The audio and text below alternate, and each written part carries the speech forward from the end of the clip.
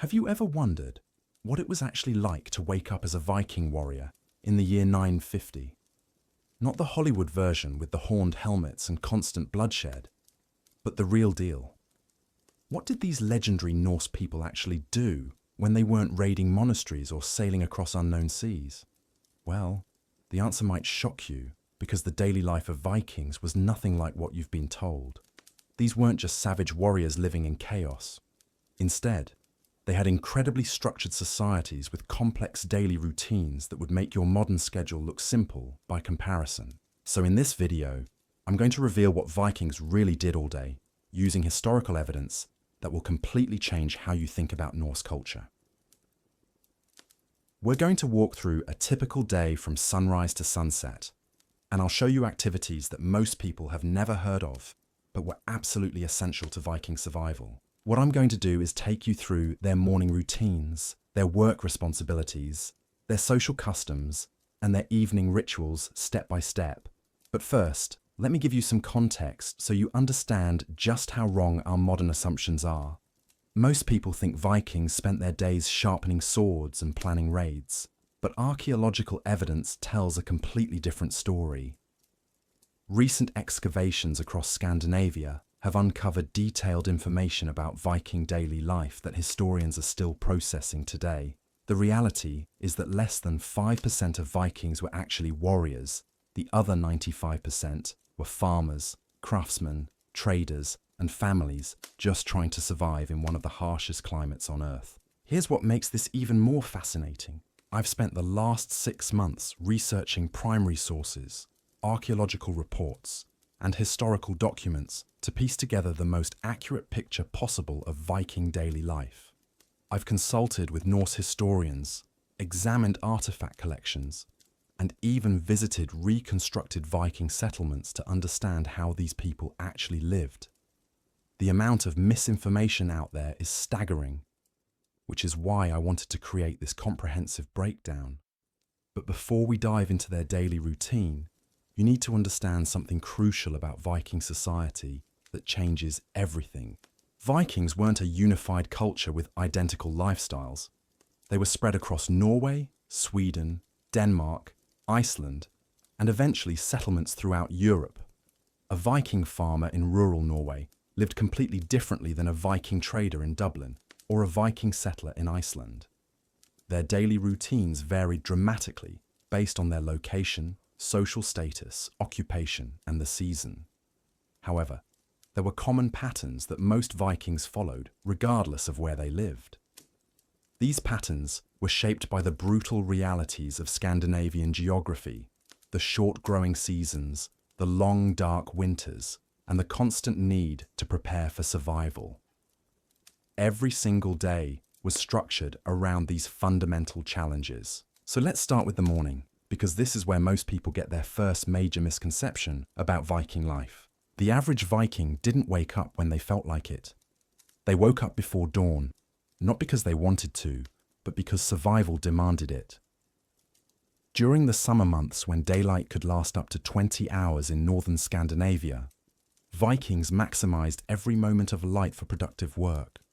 During winter, when they might only get 4 hours of weak sunlight, every minute became precious. But here's where it gets interesting. Vikings didn't just stumble out of bed and start their day randomly.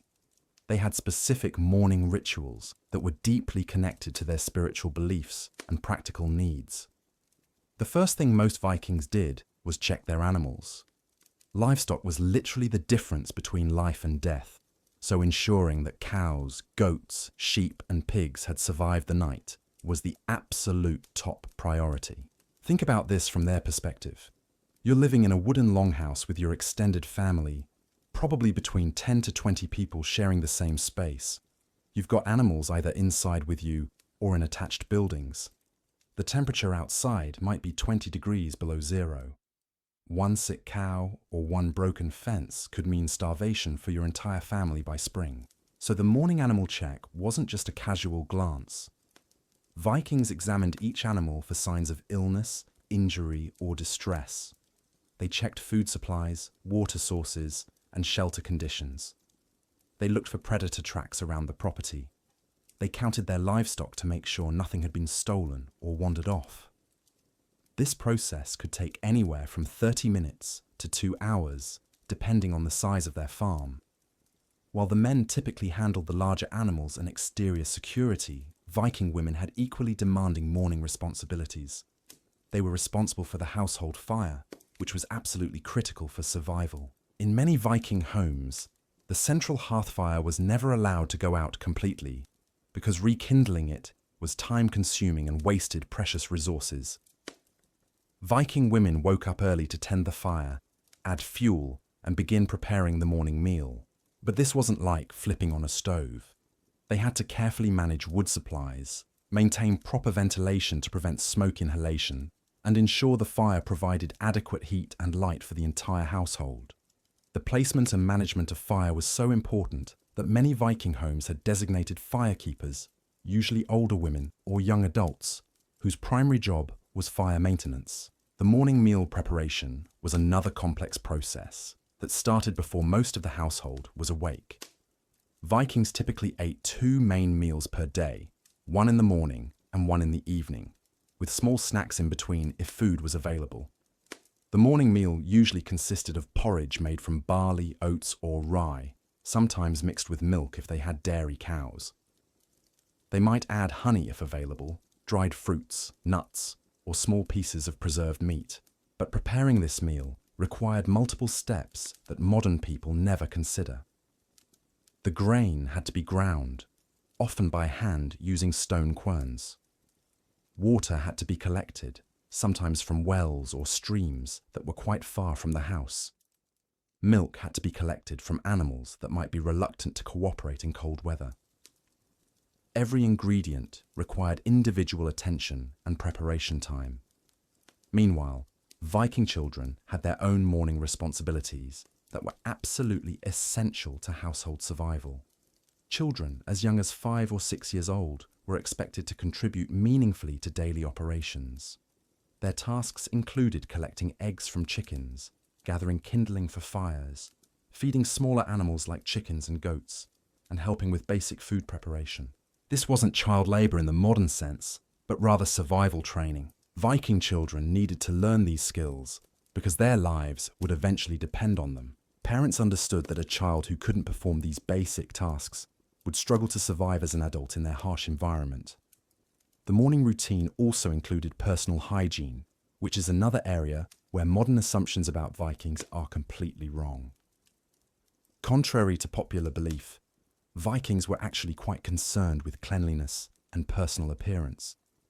They bathed regularly, groomed their hair and beards carefully, and took pride in their clothing and accessories. Viking men typically began their day by washing their face and hands with cold water, often collected from nearby streams or wells. They used simple soaps made from animal fats and plant ashes. They combed their hair and beards using bone or antler combs, many of which were intricately decorated and considered valuable possessions. Archaeological evidence shows that Vikings owned multiple combs, tweezers, ear spoons, and other grooming tools. Viking women had even more elaborate morning grooming routines. They braided their long hair in complex patterns that indicated their social status and marital situation. They applied simple cosmetics made from natural materials like berries for lip color or charcoal for eye enhancement. They carefully selected their clothing and jewelry, which served as indicators of their family's wealth and social position. The clothing selection process was more complex than you might imagine. Vikings didn't have closets full of options, but they did have different outfits for different activities and social situations. Work clothes were practical and durable, made from wool or linen that could withstand physical labor and harsh weather. Social clothes were more decorative, often featuring intricate embroidery, metal fasteners, and imported materials that demonstrated wealth and status. After personal grooming and the morning meal, Vikings began their primary work activities, which varied dramatically based on the season, their occupation, and their social position. But before we get into the specific jobs and tasks that filled their days, you need to understand something crucial about Viking work culture that explains everything else about their society. Vikings didn't separate work and family life the way modern people do. The household was the economic unit, and every family member contributed to the collective survival and prosperity. There was no concept of going to an office or leaving home for work. Instead, all economic activity centered around the family farm, craft workshop, or trading operation that was typically located on or adjacent to their living space. This meant that Viking daily life was incredibly integrated. While the father might be working on weapon maintenance or livestock management, the mother could be weaving cloth or preparing preserved foods. Teenage children might be learning specialized crafts or helping with agricultural work, and younger children would be performing age-appropriate support tasks. Everyone worked together toward common goals that benefited the entire household. The specific nature of daily work depended heavily on the season, because Viking survival was completely tied to the agricultural calendar and the dramatic seasonal changes in Scandinavia. Summer work was intense and focused on maximizing production during the short growing season. Winter work was more focused on maintenance, craft production, and preparation for the following year. During summer months, Viking farmers worked incredibly long hours to take advantage of the extended daylight. They planted crops, tended livestock, harvested wild foods, and prepared for winter storage. The summer workday often lasted 16 to 18 hours, with brief breaks for meals and rest. This wasn't sustainable year-round, but it was absolutely necessary to accumulate enough resources for winter survival. But here's where Viking daily life becomes absolutely fascinating, because their work wasn't just about survival. It was about building wealth, status, and security for future generations. Viking farmers weren't just growing enough food to get by. They were strategically managing resources to create surplus that could be traded, stored, or used to support extended family members and social obligations.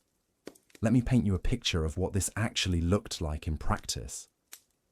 A typical Viking farmer during summer would wake up around 4 in the morning when the sun was already well above the horizon. After the morning animal check and meal, he would spend the next several hours working in the fields. But this wasn't simple farming like you might imagine.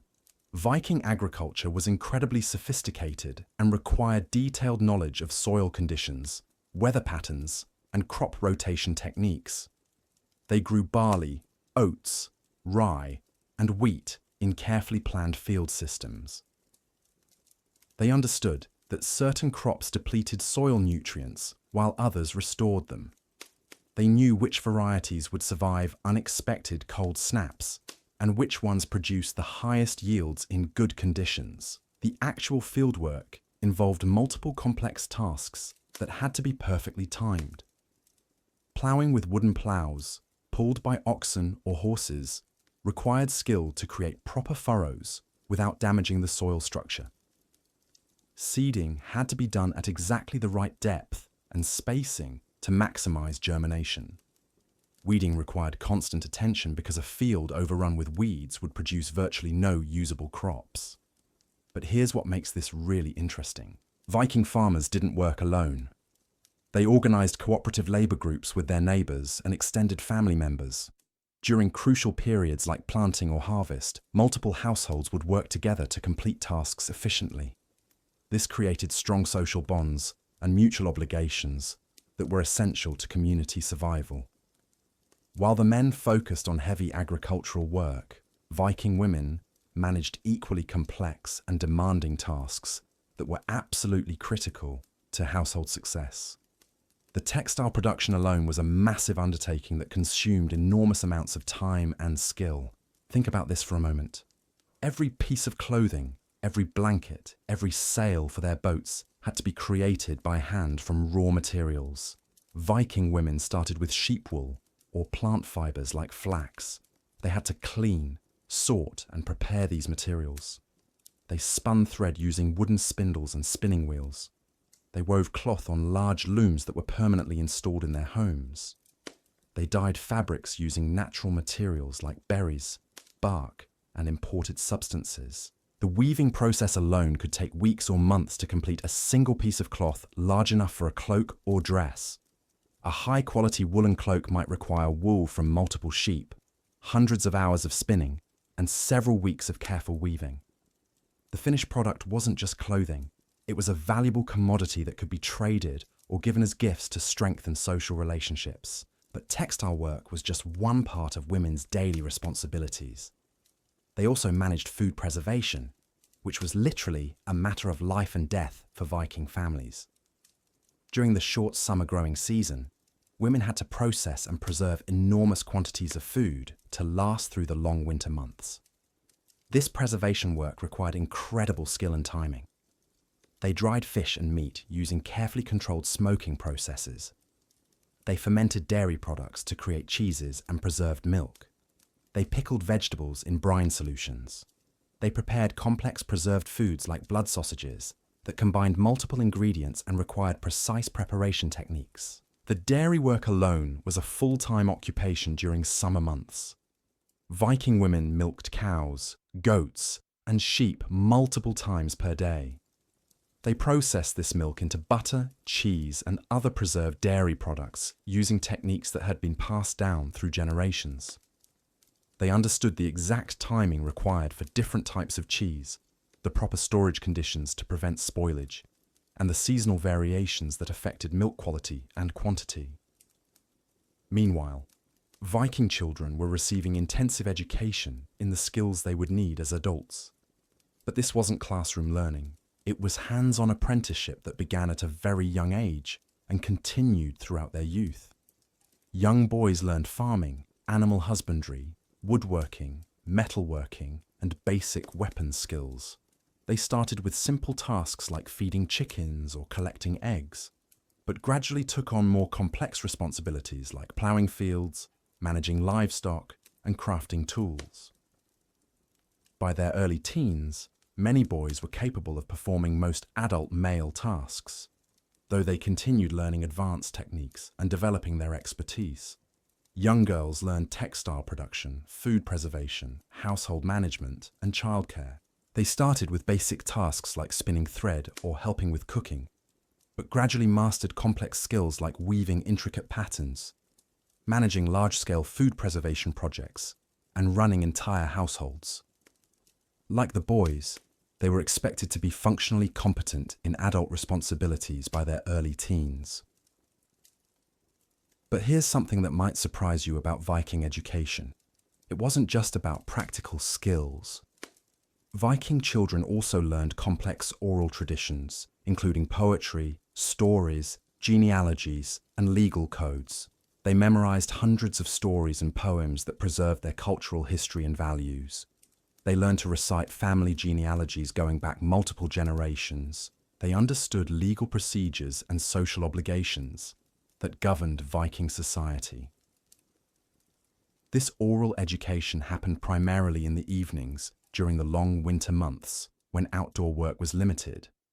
Families gathered around the central hearth while adults told stories, recited poetry, and taught traditional knowledge to the younger generation. These weren't just entertainment sessions. They were formal education that preserved essential cultural information and prepared children for adult social responsibilities. The craft specialization in Viking society was far more advanced than most people realize. While every Viking family had basic skills in farming, textile work, and tool maintenance, many households also specialized in particular crafts that provided additional income and social status. Viking blacksmiths were highly respected specialists who created everything from simple farming tools to complex weapons and jewelry. The blacksmithing process required years of training and access to specialized equipment and materials.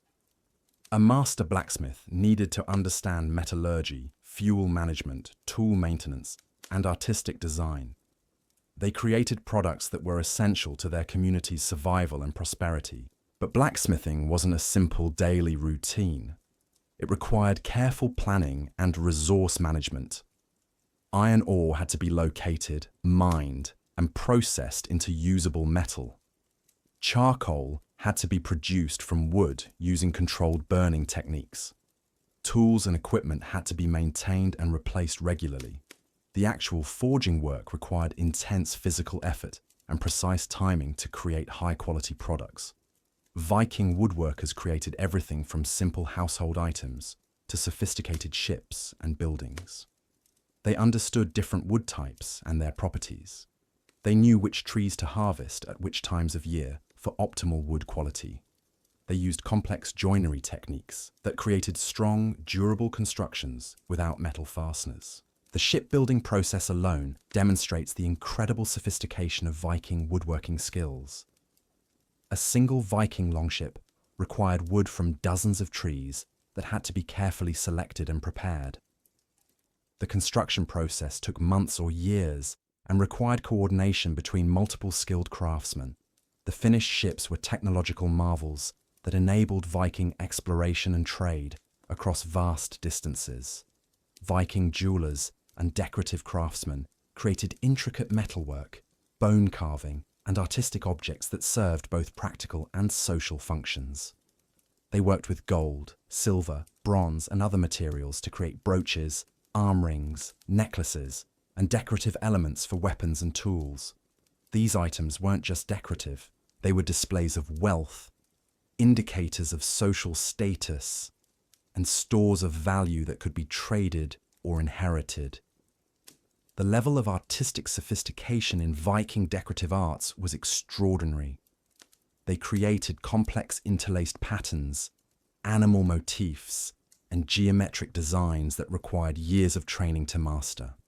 They understood how to work with different materials and how to combine multiple techniques to create finished pieces that were both beautiful and functional. But perhaps the most important aspect of Viking daily life was their trading activities, which connected individual households to a vast network of economic relationships that stretched across Europe and beyond. Vikings weren't just farmers and craftsmen. They were active participants in long-distance trade networks that brought exotic goods, new technologies, and cultural influences to Scandinavian communities. This trading activity wasn't separate from daily life. It was integrated into the regular routines of Viking households throughout the year. Families produced surplus goods specifically for trade. They maintained relationships with traveling merchants. They participated in seasonal markets and trading expeditions that could last for months. The preparation for trading activities required careful planning and coordination. Viking households had to identify which of their products had the highest trade value. They had to accumulate sufficient quantities of trade goods to make expeditions profitable. They had to maintain and repair the boats, wagons, and equipment needed for long-distance travel. During the trading seasons, Viking communities became bustling centers of economic activity as merchants arrived from distant regions bringing exotic goods and new information about opportunities in foreign markets. Local families would display their best products, negotiate complex deals, and establish relationships that would continue for years or decades. The social aspects of these trading relationships were just as important as the economic benefits. Viking merchants brought news from distant regions, stories of new opportunities, and information about political developments that could affect local communities. They facilitated marriages between families from different regions. They spread technological innovations and cultural practices across vast distances. The trading expeditions themselves reveal another fascinating aspect of Viking daily life that completely contradicts popular misconceptions. These weren't violent raiding parties setting off to pillage and plunder. They were carefully organized business ventures that required months of preparation and sophisticated logistical planning. A typical Viking trading expedition began with extensive preparation that involved entire communities. Families would spend weeks preparing trade goods, repairing ships, gathering supplies, and organizing the crew. The trade goods weren't just random items they happened to have lying around. Vikings strategically produced specific products that they knew would be highly valued in distant markets. For example, Scandinavian furs were incredibly valuable in southern Europe, where such high-quality pelts weren't available. Viking households would spend months preparing and processing furs from animals they had trapped or hunted specifically for trade. They understood which types of furs commanded the highest prices, how to properly cure and prepare them, and which markets offered the best opportunities. Similarly, Viking craftsmen created specialized products designed specifically for export. They produced high-quality weapons that were renowned throughout Europe for their superior metallurgy and craftsmanship. They created intricate jewelry and decorative objects that appealed to wealthy customers in foreign markets. They processed raw materials like amber and walrus ivory that were abundant in Scandinavia but rare elsewhere. But here's where Viking trading becomes absolutely remarkable. These expeditions weren't just about exchanging goods for profit. They were complex diplomatic and cultural missions that required sophisticated social skills and political awareness. Viking traders had to navigate foreign legal systems, establish relationships with local authorities, and adapt to completely different cultural practices.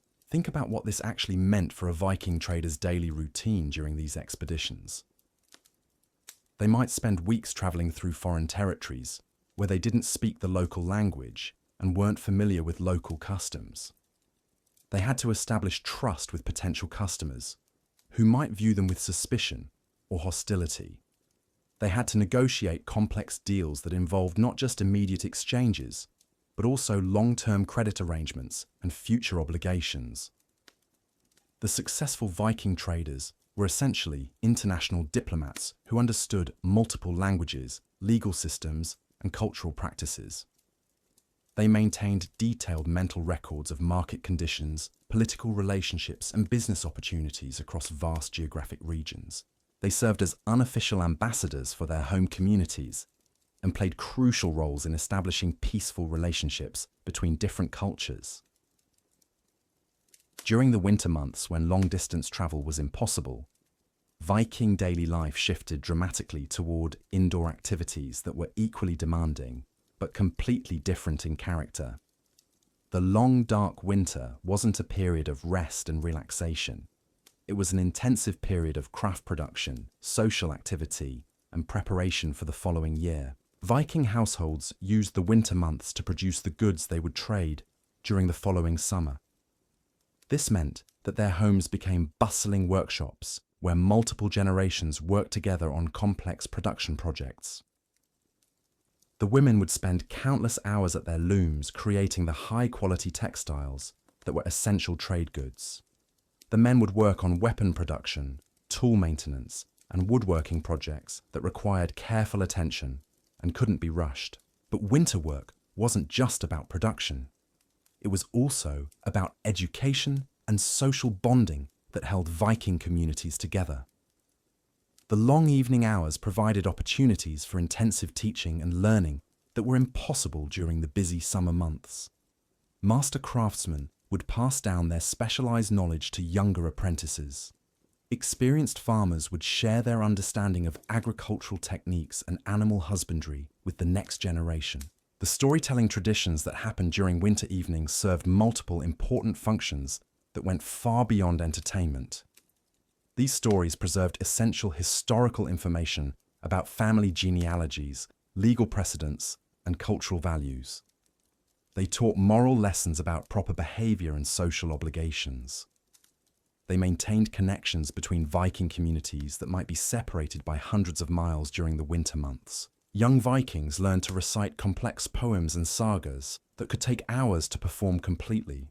They memorized intricate genealogies that traced family relationships back multiple generations. They learned legal codes and procedures that would enable them to participate effectively in community decision-making processes. This oral education was absolutely essential because Viking society had very limited written records and depended on human memory to preserve crucial information. The winter months also provided opportunities for Viking communities to engage in complex legal and political processes that required extensive discussion and negotiation. Viking society was remarkably democratic for its time. with important decisions made through assemblies where free men could participate in debates and vote on community issues. These assemblies weren't simple meetings where decisions were made quickly. They were elaborate processes that could last for days or weeks and involved detailed discussions of legal precedents, community needs, and individual rights. Vikings had sophisticated legal codes that covered everything from property disputes to criminal offences to family relationships. The daily preparation for these assemblies required extensive research and consultation. Viking men would spend hours discussing legal precedents with their elders, researching genealogical information that might be relevant to specific cases, and building coalitions to support their positions on important issues. The legal knowledge required to participate effectively in these assemblies was enormous and required years of study and practice. Viking women, while not directly participating in the formal assembly processes, played crucial roles in the political activities that surrounded these events. They managed the complex hospitality obligations that were essential to Viking political culture. They organized feasts and social gatherings that provided opportunities for informal negotiations and relationship building. They maintained the social networks that were essential to effective political participation. The feast preparation alone was a massive undertaking that required weeks of planning and coordination. Viking hospitality was legendary, and hosts were expected to provide elaborate entertainment for their guests. This meant preparing enormous quantities of food and drink, organizing sleeping arrangements for dozens of visitors, and creating entertainment programs that could last for several days. These feasts weren't just social events. They were crucial political and economic institutions that strengthened alliances between families and communities. The quality of hospitality that a Viking household could provide was a direct indicator of their wealth and social status.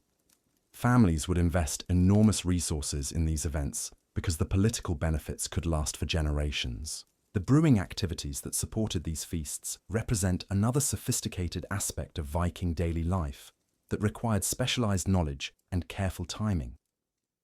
Vikings were master brewers who created various types of alcoholic beverages from available ingredients. They brewed ale from barley and other grains using techniques that produced consistent, high-quality results. They created mead from honey using fermentation processes that required precise control of temperature and timing. The brewing process itself was a complex operation that required months of preparation and careful attention to detail. Vikings had to maintain proper equipment, manage ingredient supplies, and control fermentation conditions to produce beverages that met their high standards.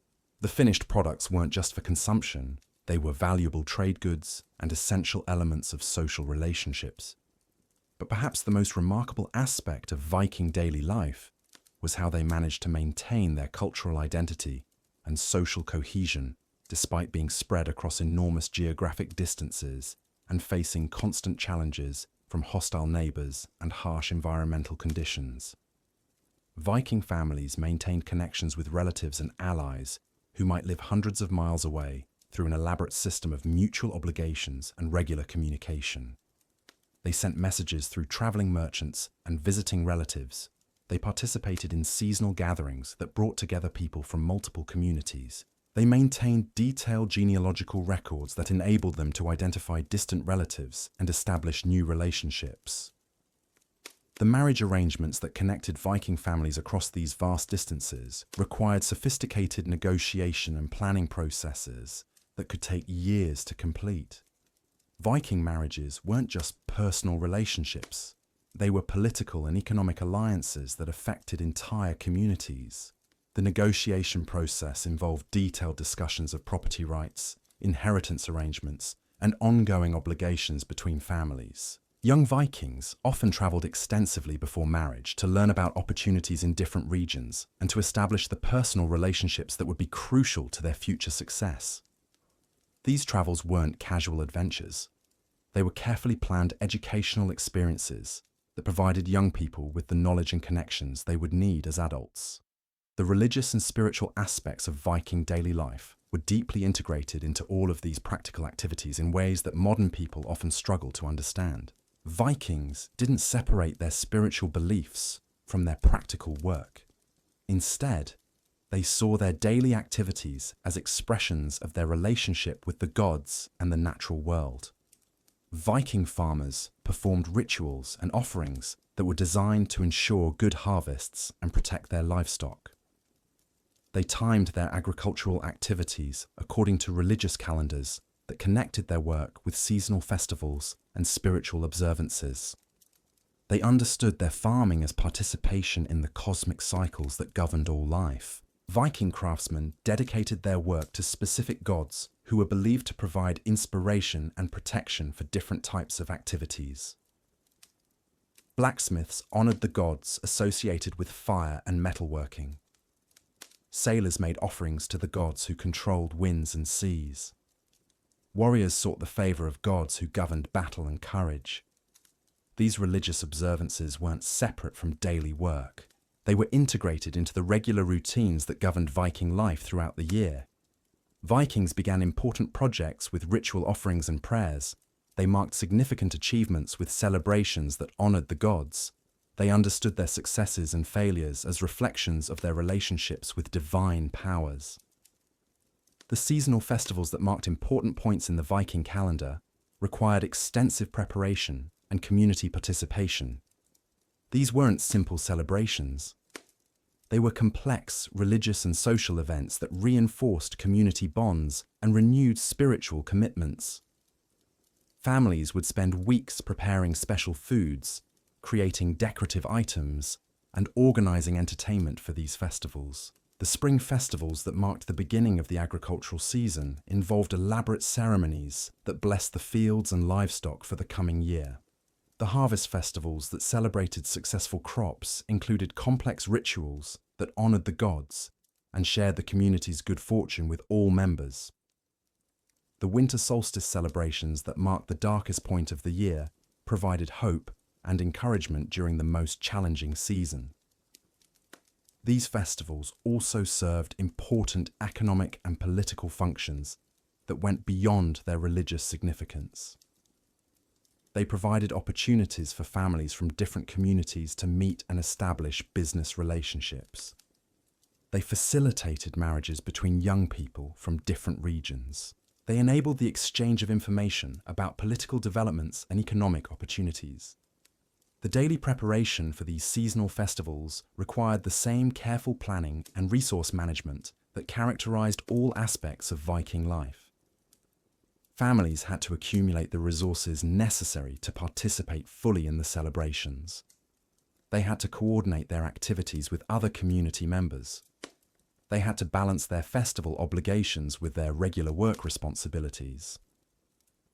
What emerges from this detailed examination of Viking daily life is a picture of incredibly sophisticated people who managed complex social, economic, and spiritual systems while dealing with some of the harshest environmental conditions in medieval Europe. Their daily routines weren't random or chaotic. They were carefully structured systems that enabled not just survival, but prosperity and cultural achievement.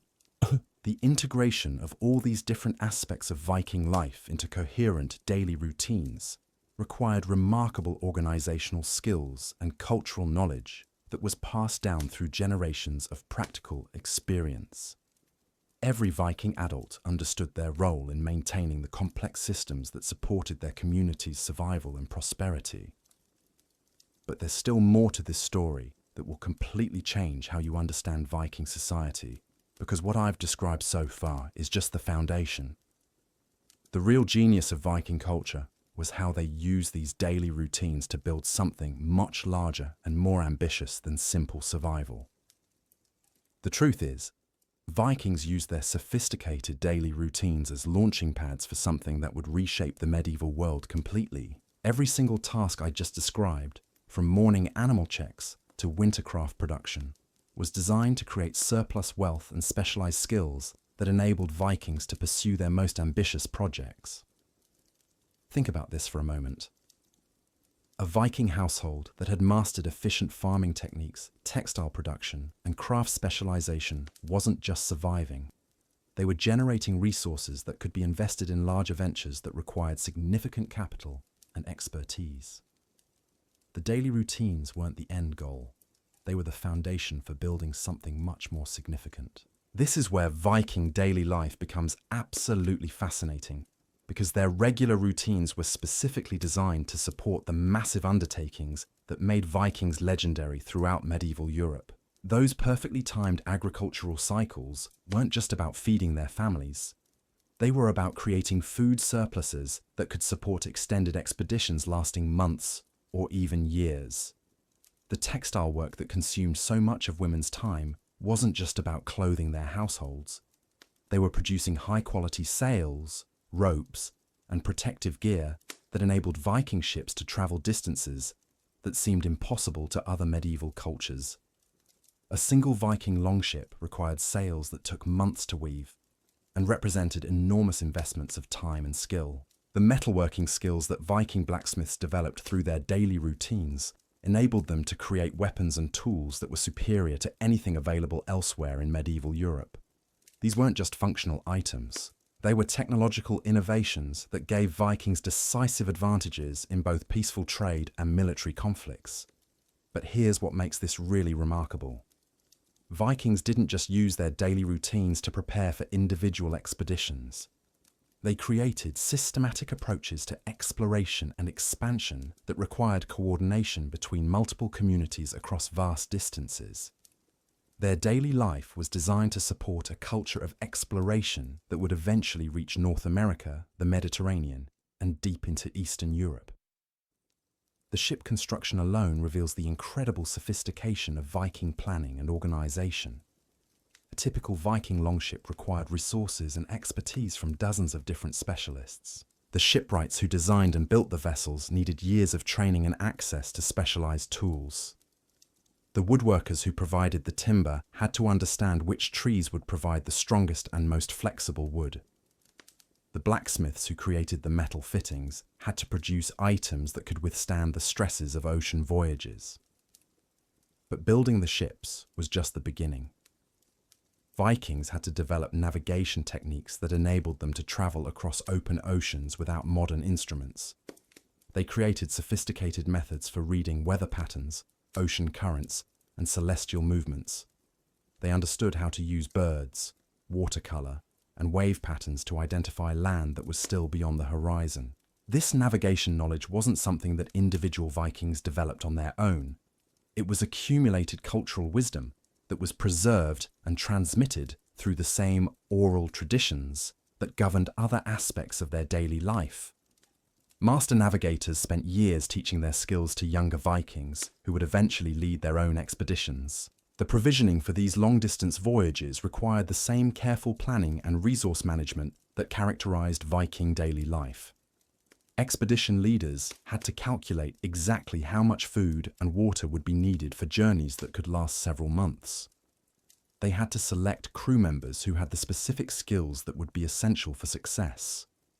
They had to pack tools, weapons, and trade goods that would enable them to establish new settlements or trading relationships. Think about what this meant for Viking communities that were organizing these expeditions.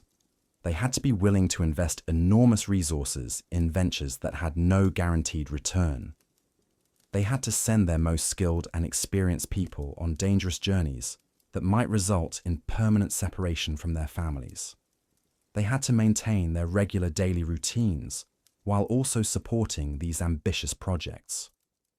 The settlement activities that Vikings pursued in new territories required even more sophisticated planning and coordination than their trading expeditions. When Vikings decided to establish permanent settlements in places like Iceland, Greenland, or North America, they weren't just sending out small groups of adventurers. They were organizing massive logistical operations that required years of preparation. These settlement expeditions had to include people with all the essential skills needed to establish functioning communities in completely unknown environments. They needed farmers who could adapt their agricultural techniques to new soil and climate conditions. They needed craftsmen who could maintain and repair tools and equipment far from any source of replacement. They needed leaders who could organize communities and resolve disputes without access to traditional legal institutions. The women who participated in these settlement expeditions faced particularly challenging responsibilities. They had to maintain all of their traditional household management duties while adapting to completely unfamiliar environments. They had to preserve and transmit cultural traditions that might otherwise be lost in the process of establishing new communities. They had to raise children who would be culturally Viking, but who would never see the Scandinavian homelands. The daily routines that these Viking settlers established in new territories had to balance maintaining their cultural identity with adapting to new environmental conditions. They couldn't simply replicate the daily routines that worked in Scandinavia because the climate, geography, and available resources were often completely different. For example, Viking settlers in Iceland had to develop new approaches to agriculture because the growing season was even shorter and the soil conditions were different from what they had known in Norway or Denmark. They had to learn to exploit new resources like geothermal energy that weren't available in their homelands. They had to develop new building techniques that could withstand volcanic activity and extreme weather conditions. But here's what's absolutely remarkable about these Viking settlements. Despite being separated by thousands of miles and facing completely different environmental challenges, they maintained cultural connections with their Scandinavian origins that lasted for centuries. They preserved the same oral traditions, legal codes, and social structures that governed daily life in their homelands. This cultural preservation required deliberate effort and systematic approaches that were integrated into their daily routines. Viking settlers made sure that their children learned the same stories, songs, and genealogies that connected them to their extended family networks. They maintained the same religious observances and seasonal festivals that marked important points in the cultural calendar. They continued to produce the same types of crafts and decorative arts that expressed their cultural identity. The trading relationships that connected these distant Viking settlements with their homelands and with other Viking communities required incredible dedication and risk-taking. Vikings regularly traveled thousands of miles to maintain commercial and family relationships that were essential to their cultural survival. These long-distance trading networks enabled Viking settlements to access resources and expertise that weren't available locally. A Viking community in Greenland could obtain iron tools and weapons from Scandinavia in exchange for walrus ivory and polar bear furs that were highly valued in European markets. A Viking settlement in Ireland could provide their relatives in Norway with access to new agricultural techniques and exotic goods from the Mediterranean world. But maintaining these trading relationships required enormous investments of time and resources that had to be generated through efficient daily routines. Viking communities had to produce surplus goods that were valuable enough to justify long-distance transportation. They had to maintain ships and equipment that could survive ocean voyages lasting several months.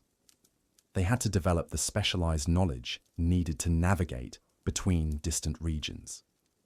The cultural exchange that resulted from these extensive trading networks had profound impacts on Viking daily life that extended far beyond simple commercial relationships. Vikings encountered new technologies, agricultural techniques, and cultural practices that they adapted and integrated into their own daily routines. For example, Vikings who traded in the Mediterranean world learned about new food preservation techniques, architectural styles, and decorative arts that they brought back to their home communities. Vikings who established settlements in the British Isles adopted local agricultural practices and building techniques that proved superior to their traditional methods. Vikings who travelled into Eastern Europe encountered new metalworking techniques and religious ideas that influenced their cultural development. This cultural adaptability was one of the most remarkable characteristics of Viking society, and it was directly connected to the flexibility and efficiency of their daily routines. Vikings were able to adopt new practices and technologies because their cultural systems were designed to accommodate change and innovation while preserving essential core values and relationships. The military activities that made Vikings famous throughout medieval Europe were also direct extensions of their sophisticated daily routines and organizational systems. Viking military expeditions weren't spontaneous outbursts of violence. They were carefully planned operations that required the same systematic approach and resource management that characterized all aspects of Viking life. A typical Viking military expedition began with months of preparation that involved entire communities. Leaders had to assess potential targets and evaluate the risks and benefits of different strategies. They had to recruit warriors who had the necessary skills and experience for specific types of operations. They had to accumulate weapons, equipment, and supplies that would enable their forces to operate effectively far from their home bases. The warrior training that prepared Vikings for these military expeditions was integrated into their regular daily routines from childhood. Young Viking men learned weapon skills alongside their agricultural and craft training. They practiced fighting techniques during seasonal festivals and community gatherings. They developed the physical fitness and mental toughness needed for combat through the demanding work that characterized Viking daily life. But Viking military culture wasn't just about individual fighting skills. It was about creating coordinated tactical systems that could function effectively under extreme stress. Viking warriors had to learn to fight as disciplined units that could execute complex maneuvers and adapt quickly to changing battlefield conditions. The shield wall formations that Vikings used in major battles required extensive practice and coordination between warriors who might come from different communities and have limited experience fighting together. The naval tactics that made Viking longships so effective required seamless cooperation between crews that had to manage sails, oars, and weapons simultaneously while navigating dangerous waters. These military skills were developed and maintained through the same systematic approaches that governed other aspects of Viking culture. Communities organized regular training exercises that brought together warriors from different households. They held competitions and contests that encouraged the development of fighting skills and tactical knowledge. They preserved military traditions and strategies through oral histories that recorded successful techniques and cautionary tales about failed expeditions. The economic motivations that drove Viking military activities were directly connected to the resource management systems that governed their daily life. Viking communities that had reached the limits of their local agricultural capacity needed access to new resources that could only be obtained through expansion or conquest. The wealth that Vikings accumulated through successful military expeditions enabled them to support larger populations and more ambitious projects. The tribute and plunder that they extracted from conquered territories provided resources that could be invested in new settlements, trading expeditions, and cultural developments. But Viking military activities also created obligations and responsibilities that had to be managed through their daily routines. Successful Viking leaders had to distribute wealth fairly among their followers. They had to maintain military forces that could defend their territories against retaliation. They had to establish administrative systems that could govern conquered populations effectively. The political systems that Vikings developed to manage these complex responsibilities were extensions of the democratic assemblies and legal codes that governed their home communities. Viking leaders couldn't simply impose their will through force. They had to maintain the support of their followers through effective leadership and fair distribution of benefits. The royal courts that emerged in Viking kingdoms during the later medieval period were essentially enlarged versions of the household management systems that governed individual Viking farms. Kings and jarls had to manage resources, coordinate activities between different groups, and maintain relationships with allies and rivals using the same basic principles that governed family-level decision-making. The cultural achievements that Vikings produced during their most successful periods were direct results of the wealth and expertise that they accumulated through their systematic daily routines. The magnificent art, literature, and architecture that characterized Viking culture at its peak required resources and skills that could only be developed through generations of efficient organization and cultural preservation. The saga literature that preserves Viking stories and values represents one of the most sophisticated literary traditions in medieval Europe. These complex narratives required enormous cultural knowledge and artistic skill to create and preserve. They could only exist in a society that had developed systematic approaches to education and cultural transmission. The architectural achievements of Viking culture, from the great halls of Norwegian kings to the sophisticated churches of medieval Iceland, required engineering knowledge and construction skills that were developed through centuries of practical experience. The decorative arts that adorned Viking weapons, jewelry, and household items required artistic traditions that were preserved and refined through systematic apprenticeship programs. But perhaps the most remarkable achievement of Viking culture was their ability to maintain cultural coherence and identity across enormous geographic distances and dramatic environmental differences. Vikings in Greenland, Sicily, and the Volga River shared fundamental cultural values and practices, despite being separated by thousands of miles and facing completely different survival challenges. This cultural achievement was only possible because Vikings had developed daily routines and social systems that could preserve essential knowledge while adapting to new circumstances. Their oral traditions, legal codes, and social structures were flexible enough to accommodate change while maintaining the core relationships and values that defined Viking identity. The legacy of Viking daily life extends far beyond the medieval period, into the foundations of modern Scandinavian culture and beyond. The democratic institutions, legal traditions, and cultural values that characterize modern Nordic societies have direct connections to the systematic approaches that governed Viking daily life over 1,000 years ago. The exploration traditions that led Vikings to North America centuries before Columbus established patterns of innovation and adventure that continue to characterize Scandinavian culture today. The trading networks that connected Viking communities across vast distances created commercial and cultural relationships that evolved into modern international systems. But the most important lesson from Viking daily life might be how they created sustainable systems that could support both individual prosperity and collective achievement. Their daily routines weren't just about survival. They were about building something larger and more meaningful than individual existence while maintaining the cultural values and relationships that gave their lives purpose and direction. The integration of practical work, cultural preservation, and ambitious expansion that characterized Viking daily life offers insights that remain relevant for modern people facing their own challenges of balancing individual needs with collective responsibilities. Vikings understood that sustainable success required systematic approaches that could support both immediate needs and long-term goals.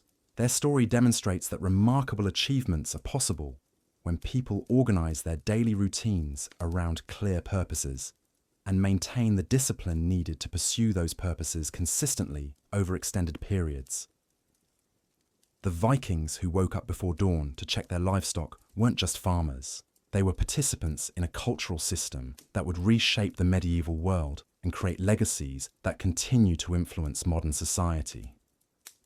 But there's still one more aspect of Viking daily life that reveals the true genius of their cultural system, and it's something that most people never consider when they think about these legendary Norse people.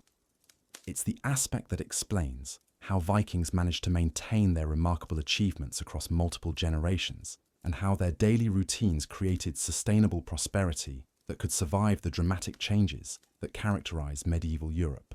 The secret lies in how Vikings approached what we might call generational wealth building, but it was far more sophisticated than simple inheritance or property transfer. Vikings understood that true prosperity required creating systems that could adapt and evolve while preserving essential knowledge and relationships across multiple generations. Think about this from the perspective of a Viking family planning for their children's future. They couldn't just accumulate gold and land and expect that to guarantee long-term success. The harsh Scandinavian environment, political instability, and constant technological changes meant that static wealth could disappear overnight.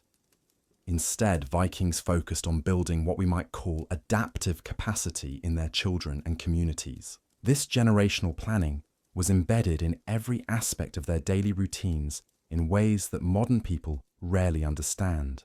When a Viking father taught his son to read weather patterns and ocean currents, he wasn't just passing on navigation skills. He was teaching systematic observation and analysis techniques that could be applied to any new challenge or opportunity. When a Viking mother taught her daughter complex textile patterns, she was developing pattern recognition and precision skills that would prove valuable in countless future situations. The apprenticeship systems that governed Viking education were designed to create people who could innovate and adapt rather than simply repeat established procedures. Young Vikings learned the underlying principles that governed successful farming, craftsmanship, and trading, rather than just memorizing specific techniques. This meant that when they encountered new environments or opportunities, they could develop new approaches based on solid foundational knowledge. The oral traditions that preserved Viking cultural knowledge were structured to enable continuous updating and refinement rather than rigid preservation of outdated information. Viking stories and genealogies weren't just historical records. They were dynamic teaching tools that could incorporate new experiences and lessons while maintaining essential cultural values and relationships. For example, when a Viking trading expedition discovered new markets or encountered new challenges, those experiences would be integrated into the traditional stories that were told during winter evening gatherings. Young Vikings would learn not just what their ancestors had accomplished, but how they had adapted to changing circumstances and overcome unexpected obstacles. This approach to cultural preservation created what modern organizational theorists might call institutional memory that could evolve and improve over time. Viking communities accumulated wisdom and expertise across multiple generations while remaining flexible enough to respond effectively to new challenges and opportunities. The marriage and kinship systems that connected Viking families across vast distances were designed to create resilient networks that could survive political upheavals, economic disruptions, and environmental disasters. When Vikings arranged marriages between families from different regions, they weren't just creating personal relationships. They were building redundant support systems that could provide assistance and resources during difficult periods. A Viking family that faced crop failures in their home region could rely on relatives in other areas who might have had successful harvests. A Viking community that lost key craftsmen to disease or warfare could recruit replacements through their extended kinship networks. These relationships weren't just social connections. They were essential survival mechanisms that enabled Viking communities to recover from setbacks that would have destroyed less well-connected societies. The resource management strategies that governed Viking daily life were specifically designed to create buffers and alternatives that could handle unexpected disruptions. Viking families didn't just accumulate enough resources for their immediate needs. They systematically built surplus capacity that could support extended family members, community obligations, and unexpected opportunities or challenges. But here's what makes this really fascinating. Vikings understood that true security came not from hoarding resources, but from maintaining productive relationships and capabilities that could generate new resources when needed. A Viking household that invested in developing superior craftsmanship skills was more secure than one that simply accumulated finished goods, because the skills could create new wealth, even if the goods were lost or stolen. The diversification strategies that characterized Viking economic activities were remarkably sophisticated for their time period. Most Viking families participated in multiple economic sectors simultaneously, rather than specializing in single activities.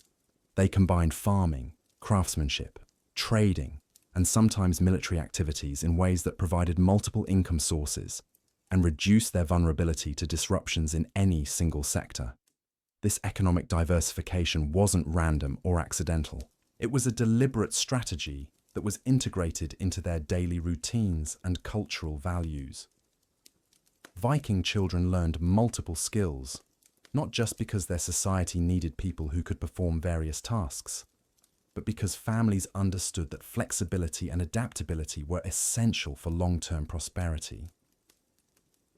The seasonal rhythms that governed Viking daily life created natural cycles of intense activity and strategic planning that enabled communities to respond quickly to new opportunities or challenges. During the busy summer months, Vikings focused on immediate production and resource accumulation. During the quieter winter periods, they engaged in strategic planning, relationship building, and skill development that prepared them for future activities. This cyclical approach to activity and planning created sustainable work patterns that could be maintained over extended periods without causing burnout or resource depletion. Vikings understood that sustainable success required balancing periods of intense effort with periods of recovery and preparation. The community cooperation systems that enabled Vikings to accomplish massive projects like ship construction or settlement expeditions were based on reciprocal obligations and shared benefits that created long-term stability and trust. When a Viking community organized a trading expedition or military campaign, the benefits weren't concentrated among a small elite. They were distributed among all participants in ways that strengthened community bonds and encouraged future cooperation. These cooperation systems created what modern economists would recognize as positive feedback loops that reinforce successful behaviors and discourage destructive competition. Viking communities that developed effective cooperation mechanisms became more prosperous and powerful, which attracted additional members and resources, which enabled even more ambitious projects and greater success. The conflict resolution mechanisms that governed Viking legal and political systems were designed to preserve relationships and community cohesion rather than simply punishing wrongdoers. Viking assemblies focused on finding solutions that could restore social harmony and prevent future problems, rather than just determining guilt and assigning punishment. This approach to conflict resolution was essential for maintaining the cooperative relationships that Viking communities depended on for survival and prosperity. In a society where everyone was dependent on everyone else for essential services and support, destroying relationships through harsh punishments would have been counterproductive and ultimately self-defeating. The technological innovation that characterized Viking culture emerged naturally from their systematic approaches to problem-solving and knowledge sharing. Vikings didn't just preserve existing techniques and technologies. They continuously refined and improved them through systematic experimentation and careful observation of results. The shipbuilding innovations that made Viking longships superior to other medieval vessels weren't sudden breakthroughs created by individual geniuses. They were the result of generations of systematic improvements made by craftsmen who carefully tested new techniques and shared their discoveries with other builders throughout the Viking world. The agricultural innovations that enabled Vikings to thrive in marginal environments were similarly developed through systematic experimentation and knowledge sharing.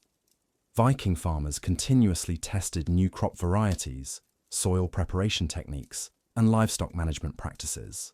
Successful innovations were rapidly adopted by other communities through the trading and kinship networks that connected Viking settlements across vast distances. The military innovations that made Viking forces so effective weren't just superior weapons and tactics. They were systematic approaches to training, organization, and logistics that enabled Viking armies to operate effectively far from their home bases and adapt quickly to new challenges and opportunities. Viking military leaders understood that sustainable military success required more than just winning individual battles. They needed to create systems that could maintain effective forces over extended periods and adapt to changing political and technological conditions. This required the same systematic approach to planning and resource management that characterized other aspects of Viking culture. The cultural innovations that enabled Vikings to maintain their identity while adapting to new environments were perhaps their most remarkable achievement. Vikings developed cultural transmission systems that could preserve essential values and relationships, while encouraging innovation and adaptation to new circumstances. This cultural flexibility enabled Viking communities to thrive in environments as diverse as the Arctic tundra of Greenland, the fertile farmlands of northern France, and the river systems of Eastern Europe.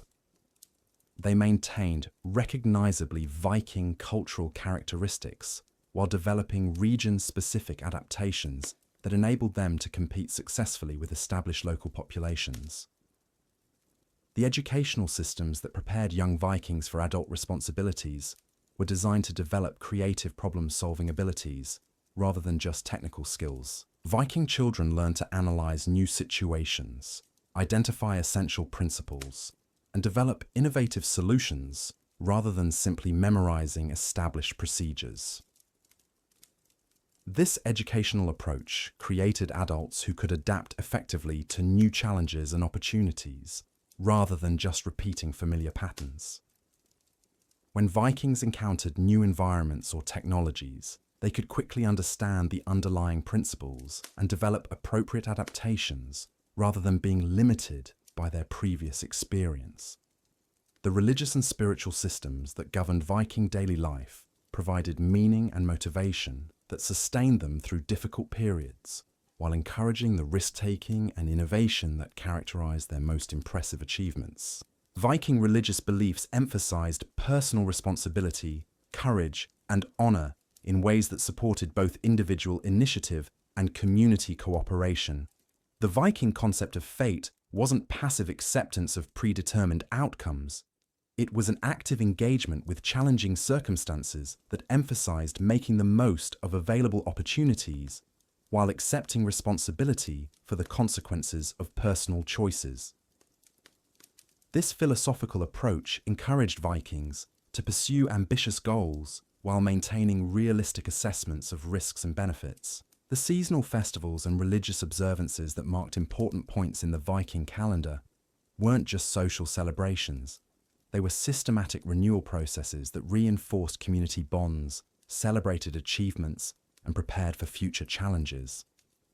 These events provided opportunities for communities to assess their progress, share knowledge and resources, and coordinate plans for future activities. The artistic and literary traditions that preserved Viking cultural values weren't just entertainment or decoration. They were sophisticated communication systems that transmitted complex knowledge about successful strategies, cautionary lessons, and cultural values across generations and geographic distances. The elaborate decorative patterns that adorned Viking weapons, jewelry, and household items weren't just aesthetic expressions. They were symbolic systems that communicated information about family relationships, social status, and cultural affiliations. These artistic traditions enabled Vikings to maintain cultural connections and shared identities even when they were separated by vast distances and different environmental conditions. The storytelling traditions that preserved Viking history and values weren't just entertainment for winter evenings. They were systematic educational programs that taught essential knowledge about successful strategies, social relationships, and cultural values. These stories provided templates for decision-making and behavior that enabled Vikings to respond effectively to new challenges and opportunities. The legal traditions that governed Viking communities weren't just rules for resolving disputes. They were systematic approaches to maintaining social cooperation and preventing destructive conflicts. Viking legal codes emphasized restoration and prevention rather than punishment, which helped preserve the relationships and trust that were essential for community survival and prosperity. The trading protocols that governed Viking commercial activities weren't just business procedures. They were diplomatic systems that enabled peaceful interaction between different cultures and communities. Viking merchants served as informal ambassadors who established relationships and shared information that facilitated peaceful cooperation and cultural exchange. The settlement strategies that enabled Vikings to establish successful communities in new territories weren't just military conquests or random migrations. They were systematic colonization programs that carefully balanced maintaining cultural identity with adapting to new environmental and social conditions. Viking settlers understood that successful colonization required more than just establishing physical presence in new territories. They needed to create sustainable communities that could thrive independently while maintaining beneficial relationships with their homelands and neighboring populations. This required the same systematic approach to planning and resource management that characterized all aspects of Viking culture. The integration of all these different systems into coherent daily routines that could support both individual prosperity and community achievement represents one of the most sophisticated organizational accomplishments in medieval history. Vikings created cultural systems that were simultaneously stable and adaptive, traditional and innovative, local and international. Their daily routines weren't just about survival or even prosperity. They were about creating sustainable systems that could support human flourishing across multiple generations, while adapting to changing circumstances and new opportunities.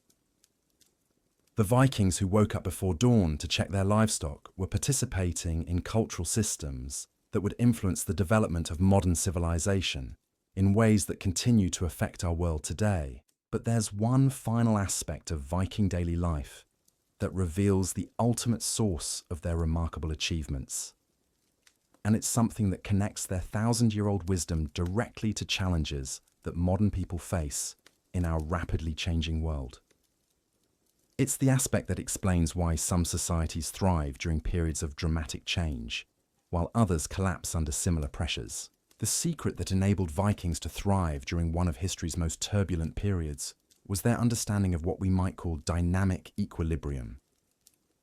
They created daily routines that were structured enough to provide stability and efficiency, but flexible enough to accommodate rapid changes and unexpected opportunities.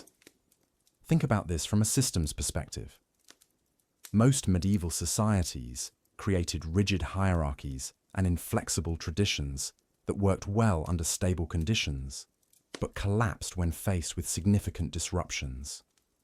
Vikings developed something completely different. They built adaptive systems that actually became stronger and more effective when challenged by change and uncertainty.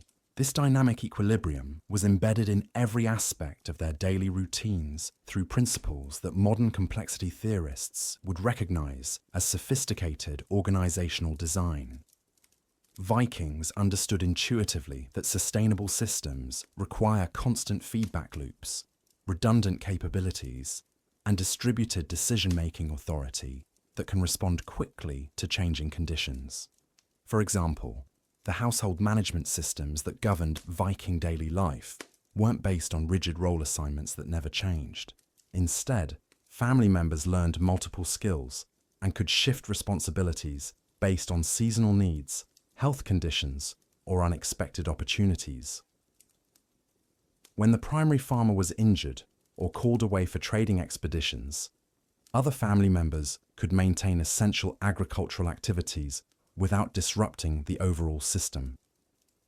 This flexibility extended throughout their entire social structure in ways that created remarkable resilience and adaptability.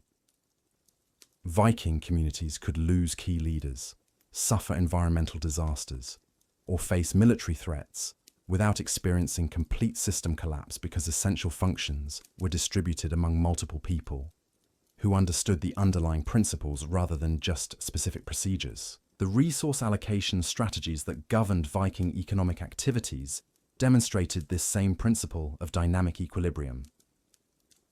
Rather than creating elaborate storage systems for accumulated wealth, Vikings focused on maintaining productive capacity that could generate resources when needed.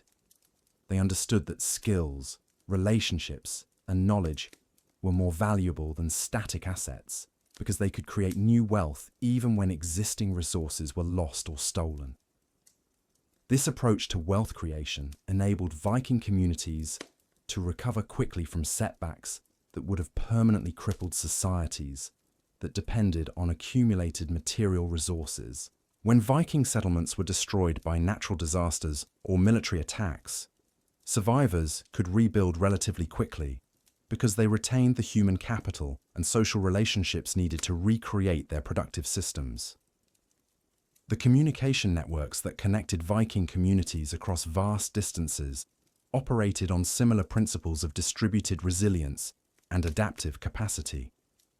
Rather than depending on centralized information systems that could be disrupted by single points of failure, Vikings created redundant communication networks that could continue functioning even when individual links were broken. Traveling merchants, visiting relatives, seasonal workers, and military expeditions all served as information carriers who could transmit essential news and knowledge between communities that might be separated by hundreds of miles.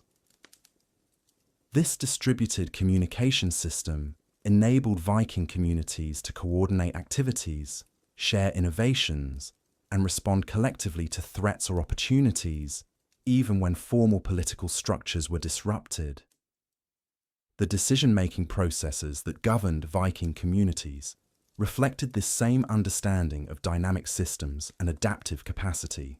Rather than concentrating authority in single leaders who might be absent or incapacitated during critical moments, Vikings distributed decision-making responsibility among multiple people who understood community needs and priorities. The assembly systems that governed Viking legal and political processes weren't just democratic institutions.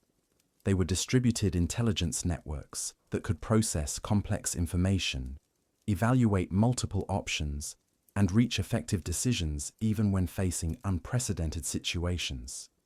These assemblies drew on the collective knowledge and experience of entire communities rather than depending on the wisdom of individual leaders. This distributed approach to leadership and decision-making created what modern organizational theorists would recognize as learning organizations that could continuously improve their performance by incorporating new information and adapting their strategies based on changing circumstances.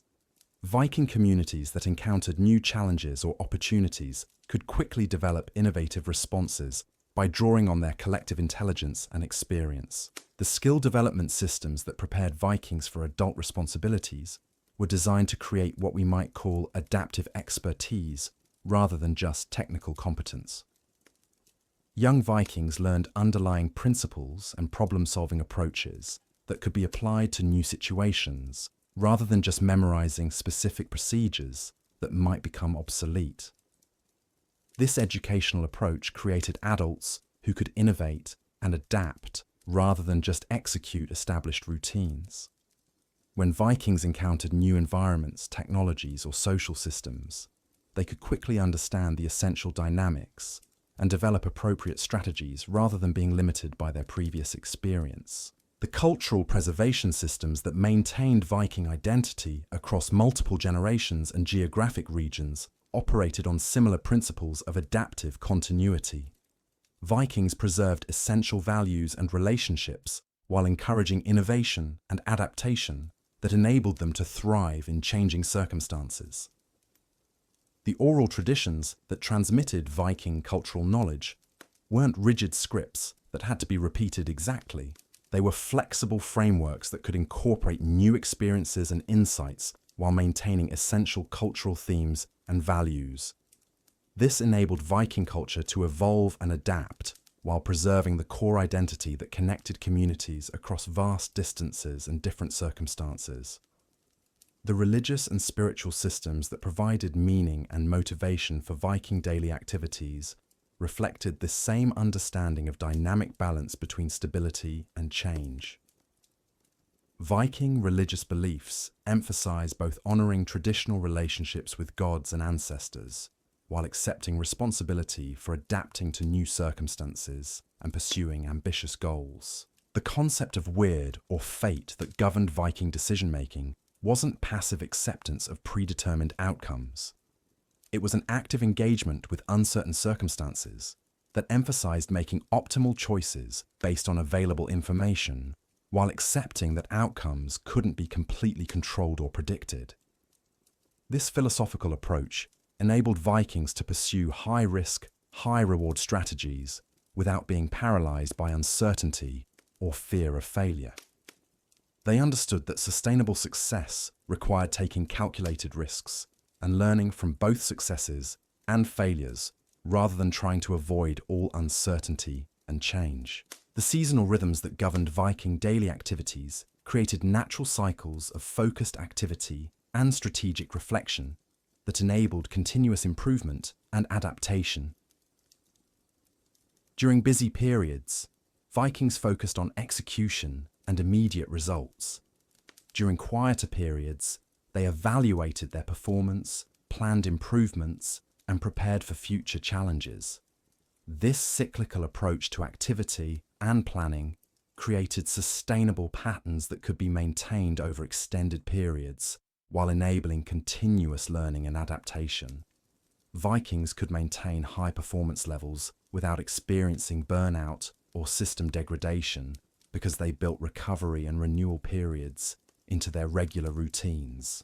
The project management systems that enabled Vikings to accomplish massive undertakings like ship construction, settlement expeditions, and military campaigns reflected sophisticated understanding of complex systems coordination.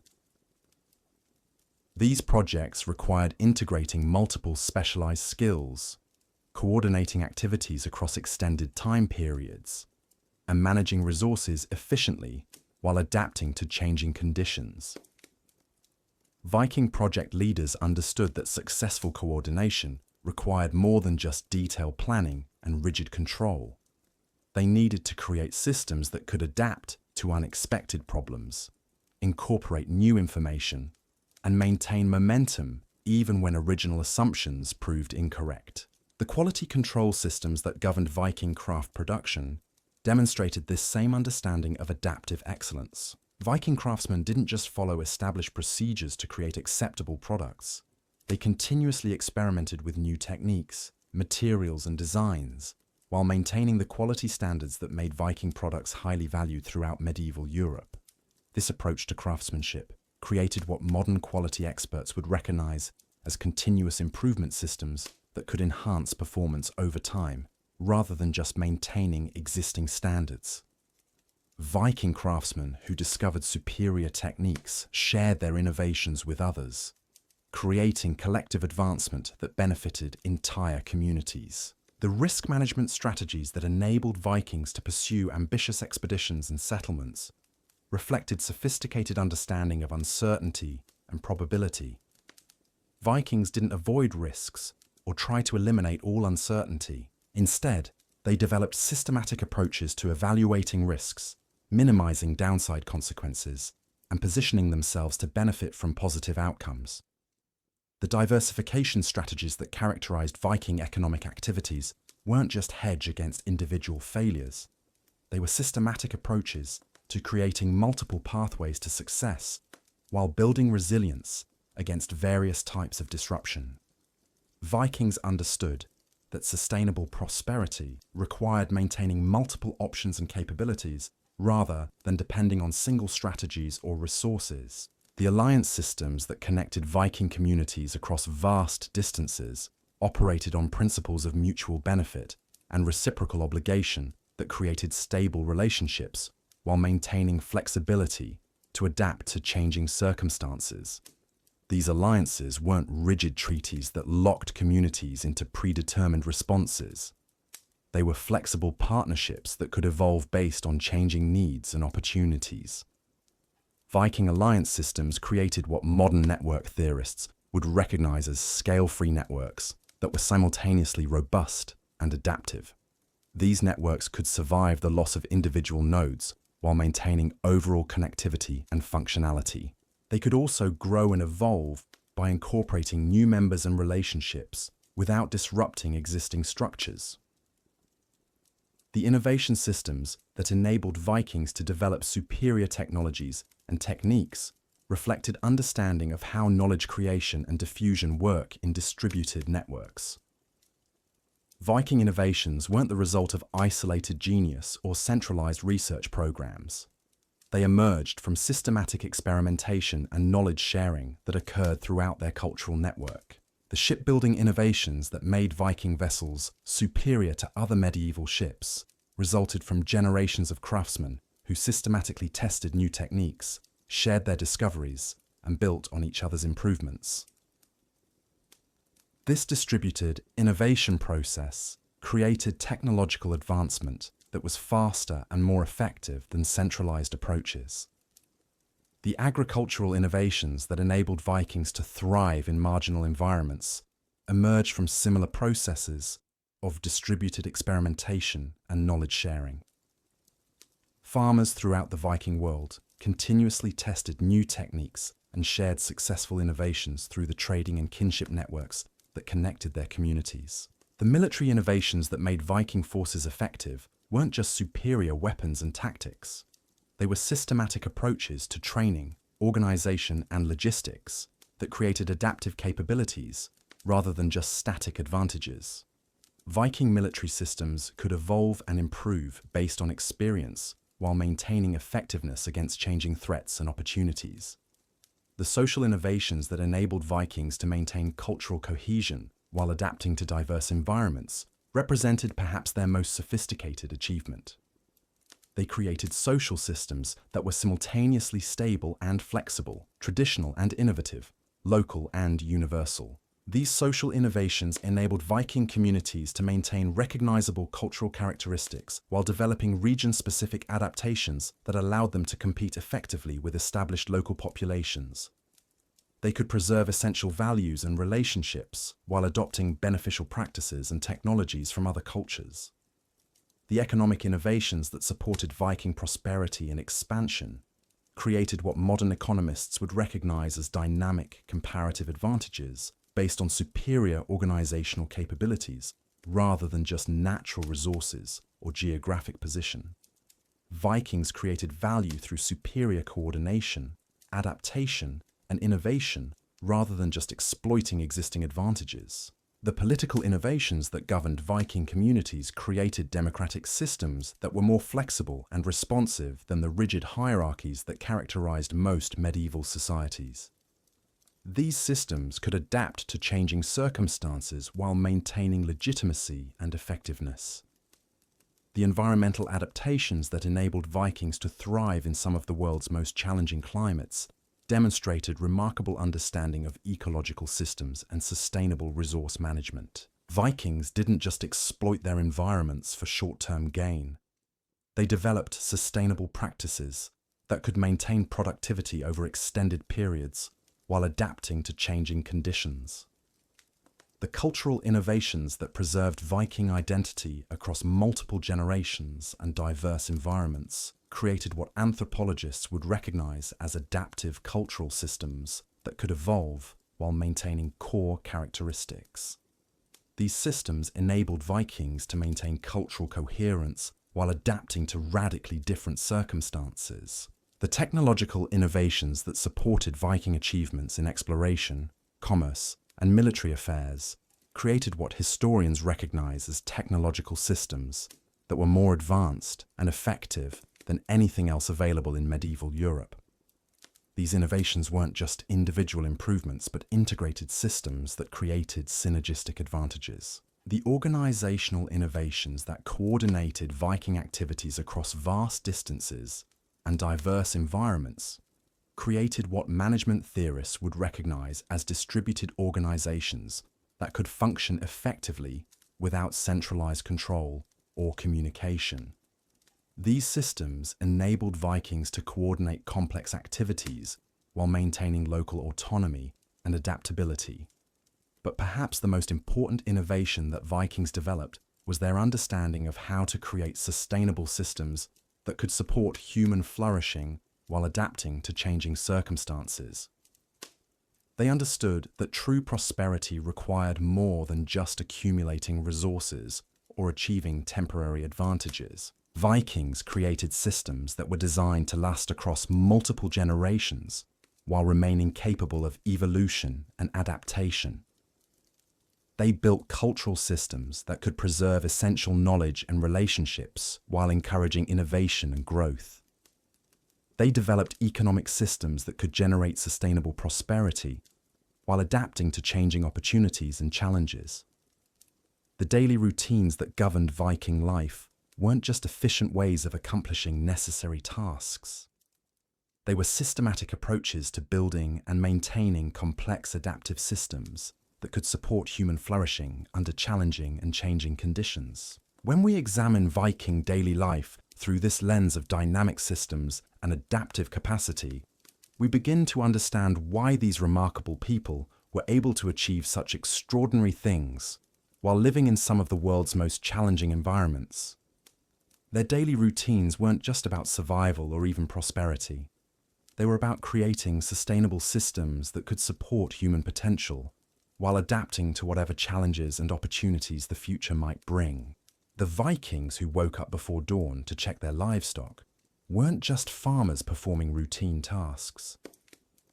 They were participants in one of history's most sophisticated experiments in adaptive social organization. Their daily activities were components of integrated systems that enabled remarkable achievements, while maintaining the flexibility needed to thrive in an uncertain and rapidly changing world. Their legacy isn't just the exploration of new continents or the creation of impressive artifacts. It's the demonstration that human communities can create systems that are simultaneously stable and adaptive, traditional and innovative, local and global. They showed that it's possible to build sustainable prosperity that can endure across generations while remaining capable of evolution and growth. The principles that governed Viking daily life remain relevant for modern people, facing their own challenges of adapting to rapid change while maintaining essential values and relationships.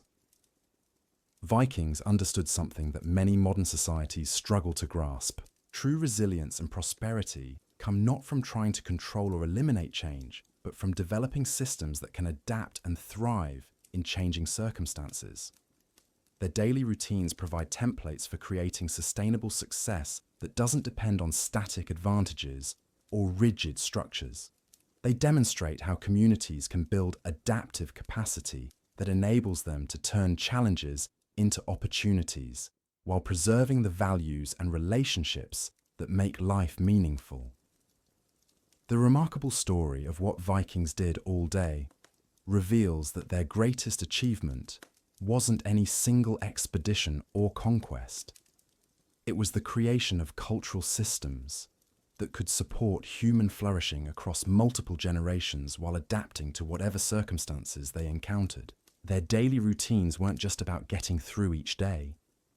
They were about building something that could last while remaining capable of growth and evolution. In understanding how Vikings structured their daily lives, we gain insights not just into medieval history, but into fundamental principles of human organization that remain relevant for anyone seeking to build sustainable success in an uncertain and rapidly changing world.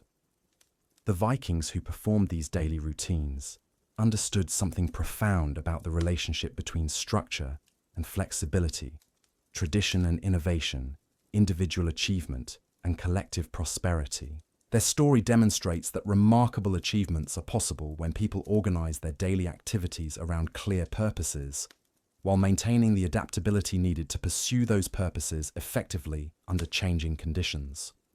The daily routines that enabled Vikings to reshape the medieval world offer timeless lessons about how to create systems that can support human potential while adapting to whatever challenges and opportunities the future may bring. The integration of all these sophisticated systems into daily Viking routines created something that modern organizational theorists would struggle to replicate, even with advanced technology and communication systems. Vikings managed to coordinate complex activities across thousands of miles using nothing more than human relationships, oral traditions, and carefully structured social obligations. But here's where this becomes absolutely mind-blowing. The daily routines that we've been exploring weren't just efficient ways of getting things done. They were systematic approaches to building what we might call cultural capital that could compound across generations like investment returns. Every single task that a Viking performed during their day was designed to create value that extended far beyond the immediate benefit. Think about this from the perspective of a Viking woman spending hours at her loom, creating intricate textile patterns. She wasn't just making cloth for her family's immediate needs. She was developing skills that would make her valuable in marriage negotiations. She was creating trade goods that could be exchanged for resources her family couldn't produce locally. She was teaching techniques to her daughters that would enable them to support their own families. She was contributing to a reputation for quality that would benefit her entire community's trading relationships. The cumulative effect of these value-creating activities was extraordinary. Viking communities that consistently invested their daily efforts in building long-term capabilities became progressively more prosperous and influential over time. They created what economists would recognize as positive feedback loops, where success enabled greater success through improved capabilities and expanded opportunities. The morning animal care routines that began each Viking day perfectly illustrate this principle of compound value creation. When a Viking farmer carefully examined each animal for signs of illness or injury, he wasn't just protecting his immediate food supply. He was developing veterinary knowledge that would make him valuable to his neighbors. He was building a reputation for quality livestock that would increase the value of his animals in trade negotiations. He was teaching his children observational skills that would serve them throughout their lives. But the most remarkable aspect of these compound value systems was how they created what we might call network effects throughout Viking society. As individual households became more capable and prosperous through their systematic daily routines, the entire community became more attractive to potential trading partners, marriage allies, and settlement participants. Viking communities that had developed superior agricultural techniques could support larger populations, which enabled them to organize more ambitious expeditions and defend themselves more effectively against threats. Communities that had developed superior craftsmanship could command higher prices for their products, which provided resources for investment in new technologies and capabilities. Communities that had developed superior organizational skills could coordinate complex projects that created opportunities unavailable to less organized groups. These network effects meant that the benefits of systematic daily routines extended far beyond individual households to create competitive advantages for entire regions. Viking communities in areas that had developed particularly effective daily routines became centers of prosperity and influence that attracted resources and talent from throughout the medieval world. The seasonal festivals and religious observances that punctuated Viking daily routines served crucial functions in maintaining and amplifying these network effects. These gatherings weren't just social celebrations or spiritual observances. They were systematic knowledge-sharing and relationship-building events that enabled the entire community to benefit from individual innovations and achievements.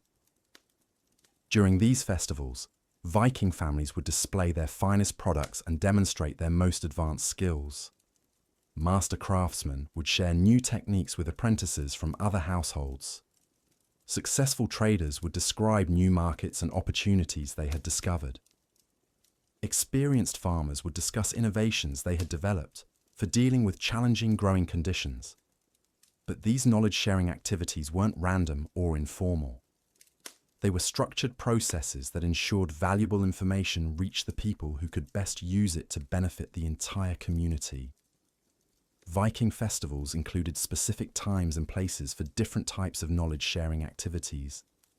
They had established protocols for recognizing and rewarding people who contributed valuable innovations or insights. The marriage negotiations that often occurred during these festivals demonstrate how Vikings used their social gatherings to optimize resource allocation and capability development throughout their communities. Viking marriages weren't just personal relationships. They were strategic alliances that combined complementary skills, resources, and social connections to create households that were more capable than either family could achieve independently.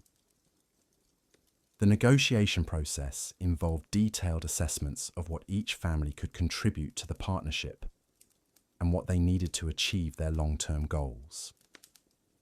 Families with superior agricultural capabilities might ally with families that had developed advanced craftsmanship skills. Families with extensive trading connections might partner with families that had military expertise or political influence. These strategic marriages created what network theorists would recognize as small world networks, where most households were connected to each other through relatively short chains of family relationships. These networks enabled rapid information flow and resource sharing that benefited entire communities while maintaining the local autonomy that was essential to Viking cultural values. The legal and political processes that governed Viking communities were designed to maintain and strengthen these network relationships, while resolving conflicts that could disrupt community cooperation. Viking legal codes weren't just rules for punishing wrongdoers. They were systematic approaches to preserving relationships and preventing problems that could damage the social networks that enabled community prosperity. The assembly processes that made community decisions involved extensive consultation and deliberation that ensured all stakeholders understood and supported the outcomes. These weren't simple voting procedures where majorities imposed their will on minorities. They were consensus-building processes that created solutions everyone could live with while strengthening community bonds. But here's what makes Viking legal systems absolutely fascinating from a modern perspective. They understood something that many contemporary organizations struggle to grasp about the relationship between individual autonomy and collective cooperation. Viking legal codes protected individual rights and property while creating strong incentives for community participation and mutual support. Viking law recognized that sustainable communities required people who were both independent enough to contribute effectively and cooperative enough to work together toward common goals. Their legal systems created what game theorists would recognize as positive sum games, where individual success contributed to community prosperity rather than creating zero-sum competition for limited resources. The trading expeditions that connected Viking communities to the broader medieval world operated on similar principles of mutual benefit and relationship building. Viking merchants weren't just buying and selling goods for immediate profit. They were building long-term relationships that could provide ongoing benefits for their home communities. Successful Viking traders understood that sustainable commercial relationships required delivering consistent value to their customers while building trust and reputation that would enable future transactions. They focused on developing expertise in specific products or markets that would make them valuable partners rather than just competing on price with other merchants.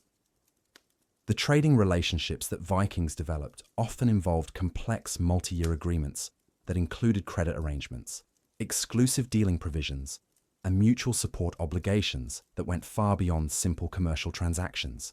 These relationships created what economists would recognize as relational contracts that were more flexible and durable than formal legal agreements. Viking merchants who had developed strong relationships with customers in distant markets could obtain favorable terms for their community's products while gaining early access to new goods and technologies that could benefit their home communities. They served as informal ambassadors who facilitated peaceful relationships and cultural exchange between different regions. The exploration and settlement activities that made Vikings famous throughout medieval Europe were natural extensions of these systematic approaches to relationship building and value creation. Viking exploration wasn't random adventure seeking. It was strategic expansion of their trading and social networks to create new opportunities for their communities. The settlement expeditions that established Viking communities in Iceland, Greenland, and North America were carefully planned investments that required enormous resources and coordination. These weren't desperate migrations by people fleeing problems at home. They were ambitious expansion projects by prosperous communities that had accumulated the surplus resources and expertise needed for such massive undertakings. The settlers who participated in these expeditions weren't just seeking new homes. They were establishing outposts that could provide their home communities with access to new resources, markets, and opportunities. The Icelandic settlements provided access to marine resources and strategic locations for Atlantic trading. The Greenland settlements provided access to Arctic products, like walrus ivory and polar bear furs, that commanded high prices in European markets. But establishing these settlements required more than just transportation and basic supplies. The settlers had to recreate all the sophisticated systems that supported Viking daily life in completely unfamiliar environments. They had to adapt their agricultural techniques to different soil and climate conditions. They had to modify their building methods to handle different materials and weather patterns. They had to establish new trading relationships with unfamiliar peoples and cultures. The success of these settlement projects demonstrates the remarkable adaptability and resilience of Viking cultural systems. The daily routines that had evolved in Scandinavian environments could be modified and adapted to function effectively in radically different circumstances, while maintaining the essential characteristics that made them Viking communities. The cultural preservation mechanisms that enabled these distant settlements to maintain their Viking identity across multiple generations reveal sophisticated understanding of how cultural transmission works in distributed communities. Viking settlers didn't just try to replicate their homeland practices exactly. They preserved essential cultural elements while adapting surface characteristics to fit their new environments. The oral traditions that preserved Viking cultural knowledge were flexible enough to incorporate new experiences and local adaptations, while maintaining the core stories and values that defined Viking identity. The legal and social institutions that governed Viking communities could be adapted to handle new types of disputes and relationships, while preserving the fundamental principles that made them recognizably Viking. The religious and spiritual practices that provided meaning and motivation for Viking daily life could incorporate local elements and new experiences while maintaining the essential beliefs and values that connected Viking communities across vast distances. These adaptive cultural systems enabled Viking settlements to thrive independently while remaining part of the broader Viking cultural network. The military activities that supported Viking expansion and defense were integrated into these same systems of relationship building and value creation. Viking military expeditions weren't separate from their commercial and settlement activities. They were complementary strategies that used different methods to achieve similar goals of expanding opportunities and resources for Viking communities. The warrior culture that characterized Viking military activities was based on the same principles of individual excellence and community cooperation that governed other aspects of their daily life. Viking warriors weren't just individually skilled fighters. They were members of coordinated military systems that could execute complex tactical maneuvers while adapting quickly to changing battlefield conditions. The training systems that prepared Vikings for military service were integrated into their regular daily routines rather than being separate specialized activities. Young Viking men learned weapons skills alongside their agricultural and craft training. They developed the physical fitness and mental toughness needed for combat through the demanding work that characterized Viking daily life. But Viking military culture wasn't just about fighting skills. It was about creating coordinated organizations that could function effectively under extreme stress while maintaining the loyalty and cooperation that were essential for success. Viking military leaders understood that sustainable military effectiveness required more than just superior weapons and tactics. The wealth distribution systems that governed Viking military expeditions demonstrate sophisticated understanding of how to maintain group cohesion and motivation during dangerous and demanding activities. Viking military leaders couldn't simply command obedience through fear or formal authority. They had to maintain the voluntary cooperation of their followers through fair treatment and shared benefits. The raiding activities that made Vikings infamous throughout medieval Europe were actually relatively small parts of their overall military activities. Most Viking military expeditions were defensive operations designed to protect their communities and trading relationships from hostile neighbors. Many others were essentially armed trading expeditions that used the threat of military force to ensure fair treatment in commercial negotiations. The reputation for military effectiveness that Vikings developed served important functions in their trading and diplomatic relationships. Communities that were known to be capable of defending themselves could negotiate from positions of strength and were less likely to be victimized by predatory neighbors. This reputation created what strategists would recognize as deterrent effects that prevented conflicts and enabled peaceful cooperation. The technological innovations that supported Viking military effectiveness emerged from the same systematic approaches to problem-solving and continuous improvement that characterized other aspects of their culture.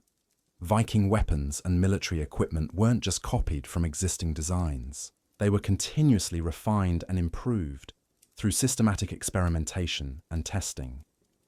The metallurgy techniques that made Viking swords and axes superior to other medieval weapons resulted from generations of smiths who systematically tested new materials and methods while sharing their discoveries with other craftsmen. The shipbuilding innovations that made Viking vessels faster and more seaworthy emerged from similar processes of distributed experimentation and knowledge sharing. The tactical innovations that made Viking military forces effective weren't just individual insights by brilliant commanders. They were systematic developments that emerged from careful analysis of battlefield experiences and continuous refinement of training and organizational methods. But perhaps the most important military innovation that Vikings developed was their understanding of how to integrate military activities with their broader cultural and economic systems. Viking military capabilities weren't separate from their daily life activities. They were natural extensions of the same systematic approaches to organization and cooperation that governed all aspects of their society. The logistical systems that supported Viking military expeditions were based on the same resource management and planning techniques that governed their agricultural and trading activities. The leadership development that prepared Viking military commanders utilized the same educational and mentoring approaches that prepared craftsmen and merchants for their responsibilities. The intelligence gathering that informed Viking military strategies relied on the same information networks that supported their trading and diplomatic activities. Viking merchants, settlers, and travelers served as intelligence sources who provided military leaders with detailed information about potential threats and opportunities. The alliance systems that coordinated Viking military activities with friendly communities were extensions of the same relationship building and mutual obligation systems that governed their commercial and social interactions. Viking military alliances weren't just temporary conveniences for specific campaigns. They were long-term partnerships that created ongoing benefits for all participants. The conflict resolution mechanisms that terminated Viking military activities and restored peaceful relationships were based on the same negotiation and compensation principles that governed their legal and commercial disputes.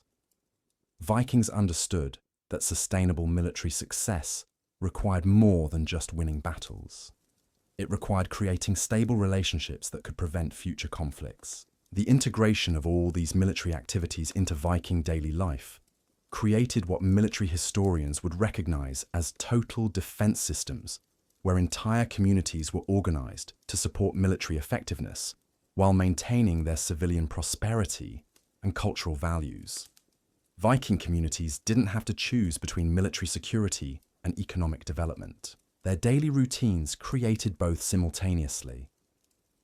The artistic and cultural achievements that characterized Viking civilization were natural products of the same systematic approaches to excellence and innovation that governed their practical activities. Viking art, literature, and music weren't separate from their daily work. They were expressions of the same cultural values and aesthetic sensibilities that informed all aspects of their lives. The decorative arts that adorned Viking weapons, tools, and household items weren't just ornamental additions to functional objects. They were integral elements that expressed the cultural identity and social status of their owners, while demonstrating the artistic skills that were valued throughout Viking society. The complex, interlaced patterns that characterized Viking decorative arts required years of training and practice to master. These weren't simple designs that could be copied by anyone. They were sophisticated artistic traditions that preserved and transmitted cultural knowledge while providing opportunities for individual expression and innovation. The literary traditions that preserved Viking stories and cultural values were created and maintained through the same oral transmission systems that governed other aspects of their cultural preservation. The complex sagas that chronicled Viking history and mythology weren't just entertainment. They were sophisticated educational tools that taught essential cultural knowledge while inspiring continued excellence and achievement. The poetic traditions that celebrated Viking achievements and values required mastery of complex linguistic and artistic techniques that were integrated into the general education that all Viking children received. These weren't specialized skills that only a few people possessed. They were cultural capabilities that were widely distributed throughout Viking society. The musical traditions that accompanied Viking social and religious activities served multiple functions that went beyond simple entertainment or aesthetic expression. Viking songs and musical performances were mnemonic devices that aided in memorizing important cultural information. They were social bonding activities that strengthened community relationships. They were spiritual practices that connected communities with their religious and cultural traditions. The architectural achievements that characterized Viking settlements were expressions of the same engineering knowledge and aesthetic sensibilities that informed their shipbuilding and craft production. Viking buildings weren't just functional structures designed to provide shelter. They were cultural statements that expressed the wealth, status, and values of their occupants while demonstrating the construction skills that were essential to community development. The great halls that served as centers of Viking social and political life were sophisticated architectural achievements that required advanced engineering knowledge and coordinated construction efforts. These buildings had to accommodate large gatherings while providing proper acoustics for speeches and performances. They had to demonstrate wealth and status while remaining practical and efficient. The religious architecture that characterized Viking spiritual life reflected the same integration of practical functionality with symbolic meaning that governed other aspects of their culture. Viking temples and sacred sites weren't just places for religious ceremonies. They were community centers that served multiple social and cultural functions, while expressing the spiritual beliefs that provided meaning and motivation for Viking daily life. The urban planning that characterized larger Viking settlements demonstrated sophisticated understanding of how physical environments affect social interactions and economic activities. Viking towns weren't just random collections of buildings. They were carefully designed communities that facilitated trade, social interaction, and cultural activities while providing security and efficiency.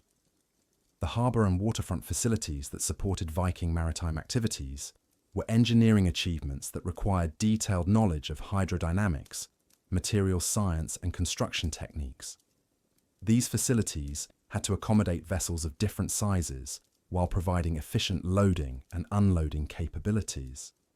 They had to withstand harsh weather conditions while remaining functional and economical. The defensive fortifications that protected Viking communities were integrated into their urban planning in ways that provided security without disrupting normal daily activities. These weren't just military installations. They were community assets that served multiple functions while demonstrating the organizational capabilities that made Viking communities prosperous and influential. The road and transportation systems that connected Viking settlements were carefully planned infrastructure investments that facilitated trade, communication, and military mobility. These systems required significant resources and coordinated maintenance efforts, but they created economic benefits that far exceeded their costs by enabling more efficient movement of people and goods. The agricultural innovations that supported Viking communities were extensions of the same systematic approaches to problem solving and continuous improvement that characterized other aspects of their culture.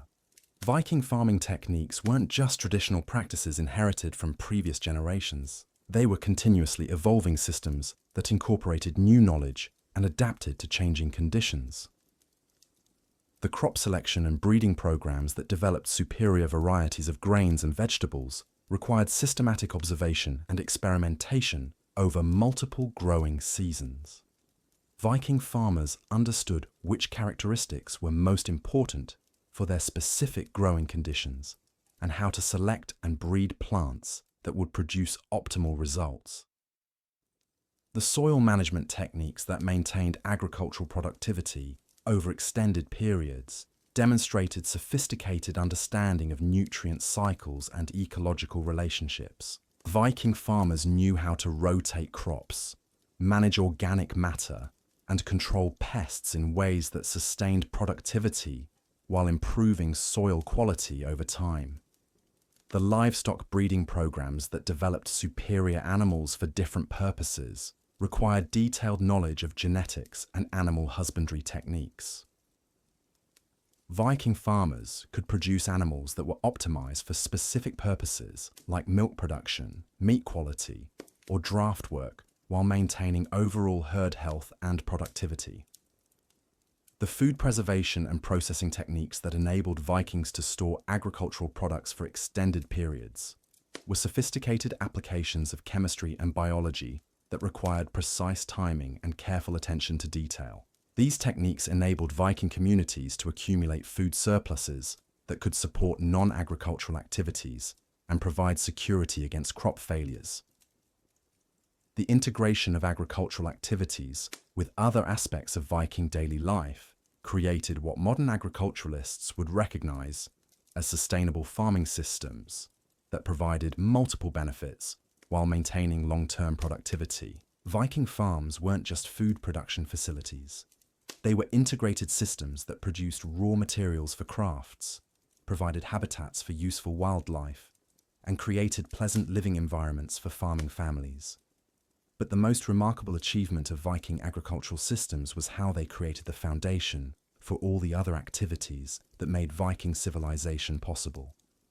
The agricultural surplus that Viking farmers produced through their systematic daily routines provided the resources that enabled Viking communities to support craftsmen, merchants, warriors, and explorers who created the achievements that made Vikings famous throughout the medieval world. The environmental management practices that enabled Vikings to thrive in challenging climates demonstrated sophisticated understanding of ecological systems and sustainable resource use. Vikings weren't just exploiting their natural environments for short-term gain. They were managing complex ecological relationships in ways that could maintain productivity and habitability over extended periods. The forestry practices that provided timber for construction and fuel for heating and metalworking were carefully managed to ensure sustainable harvests while maintaining forest health and productivity. Viking communities understood which trees to harvest, at what times, and how to manage forest regeneration to ensure continued availability of essential wood products. The fisheries management that provided essential protein and trade goods was based on detailed knowledge of fish life cycles and population dynamics. Viking communities developed fishing techniques and regulations that could harvest fish sustainably while maintaining healthy populations for future generations. The wildlife management that provided furs, ivory, and other valuable trade goods required sophisticated understanding of animal behavior and population ecology. Viking hunters and trappers knew how to harvest wildlife sustainably while maintaining the populations that were essential to their long-term prosperity. The water management systems that provided clean water for drinking, cooking, and craft production while managing waste disposal and flood control demonstrated advanced understanding of hydrology and public health. Viking communities developed water systems that could meet their needs while maintaining environmental quality and public health. The waste management practices that maintained sanitary conditions while recycling organic materials into useful products showed sophisticated understanding of material cycles and public health principles. Viking communities managed their waste streams in ways that prevented disease while recovering valuable materials for agricultural and craft production.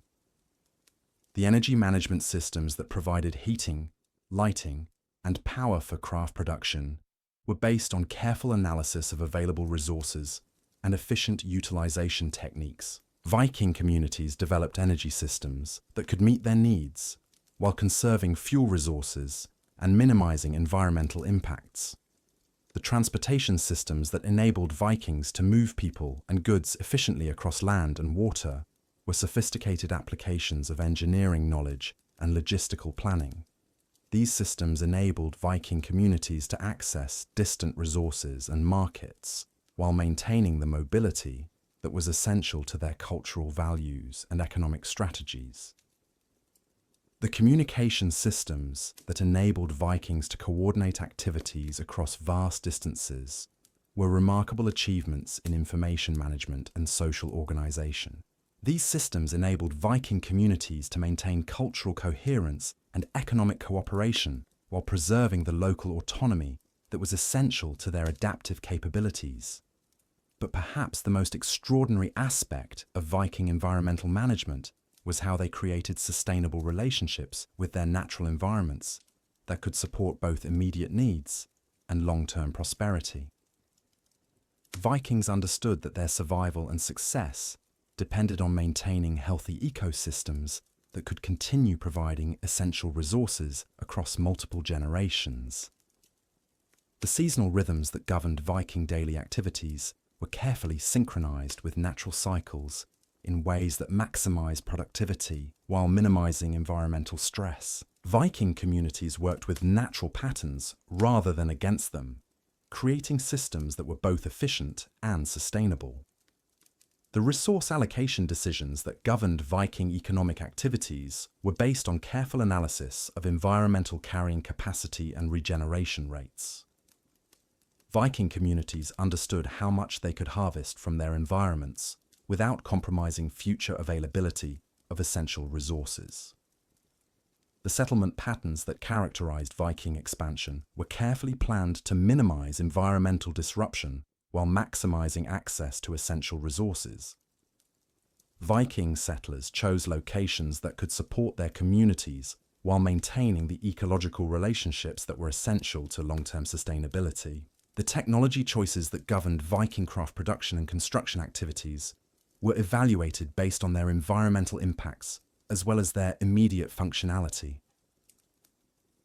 Vikings developed technologies that could meet their needs while remaining compatible with sustainable environmental management.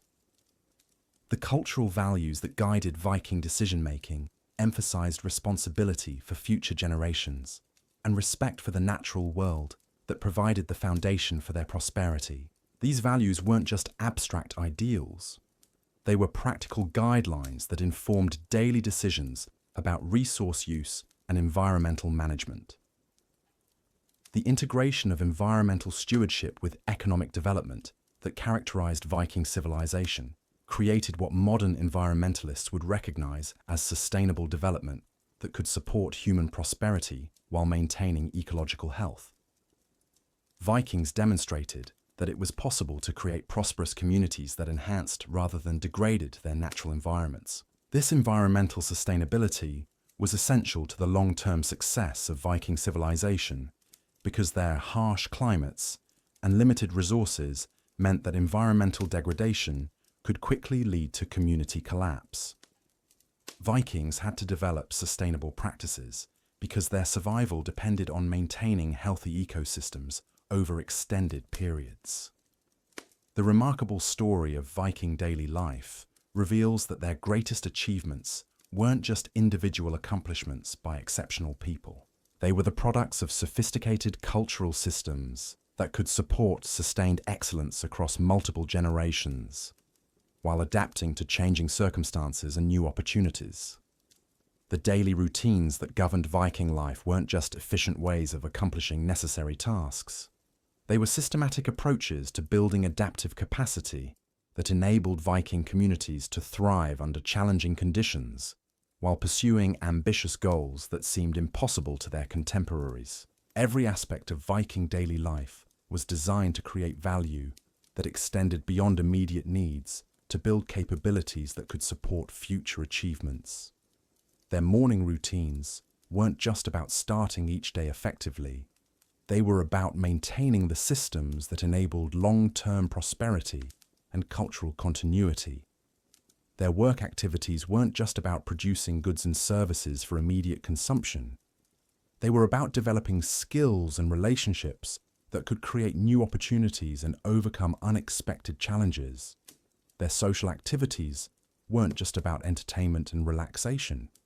They were about building and maintaining the networks that enabled community cooperation and cultural preservation. Their seasonal festivals weren't just about celebrating achievements and marking important transitions.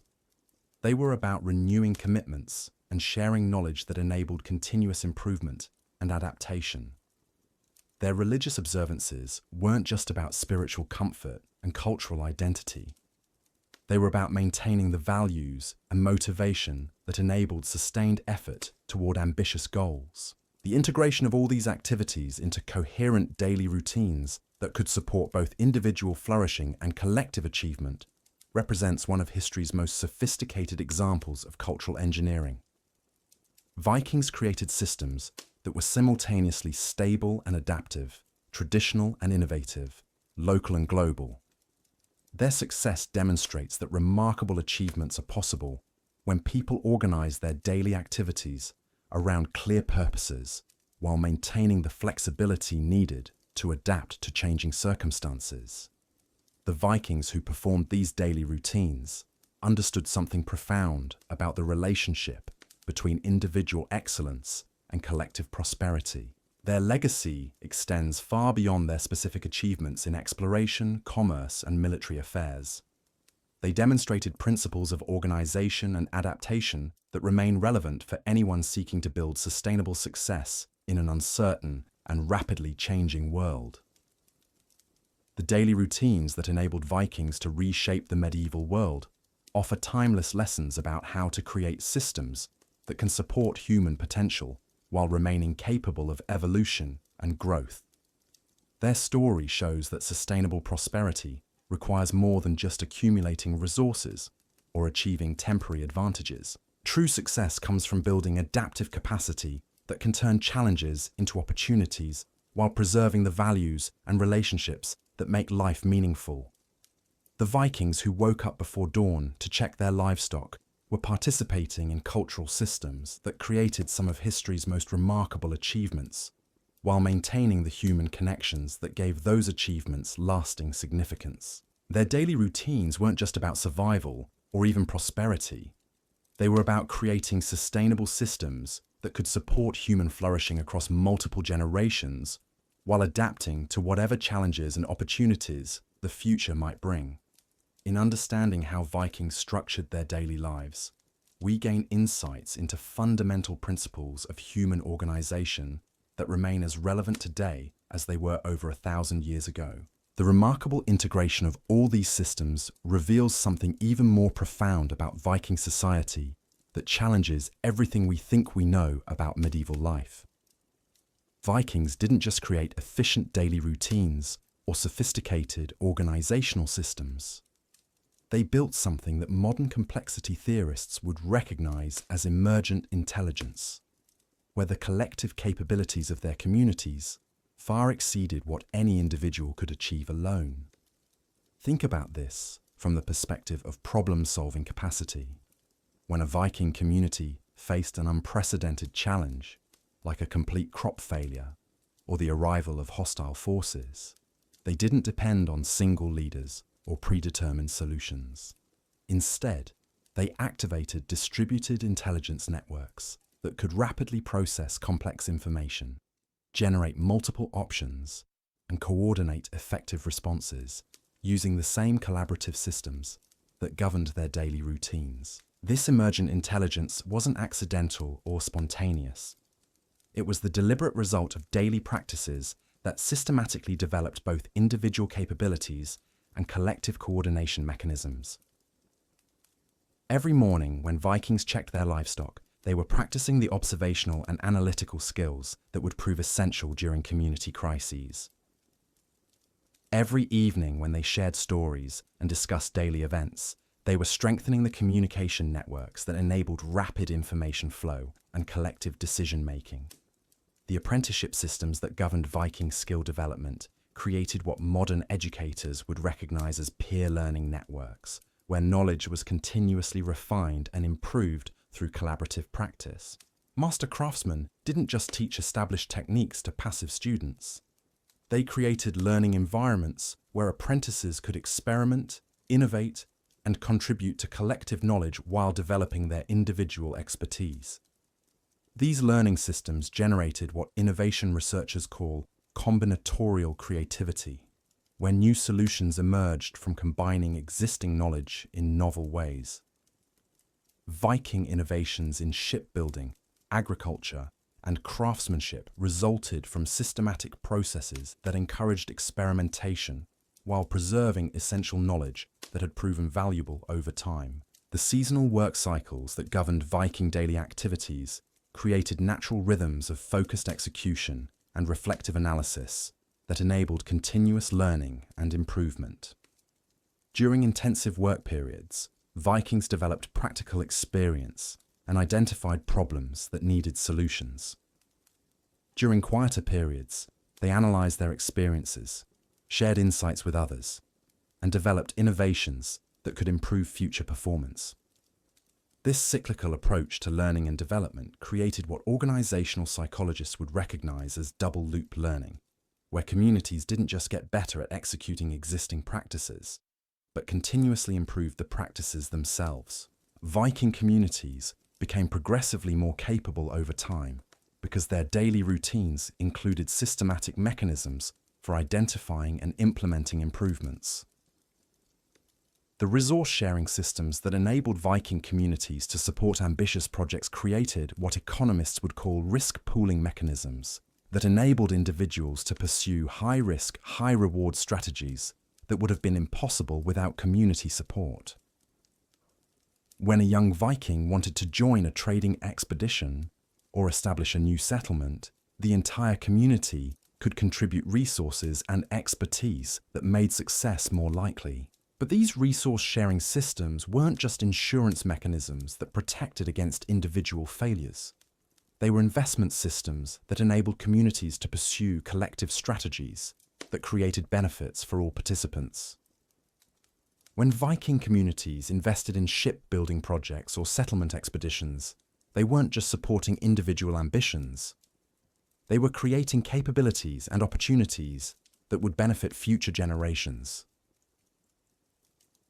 The marriage and kinship networks that connected Viking families across vast distances created what social scientists would recognize as social capital that could be leveraged to create economic and political opportunities. These relationships weren't just personal connections. They were strategic assets that enabled access to resources, markets, and information that would otherwise be unavailable.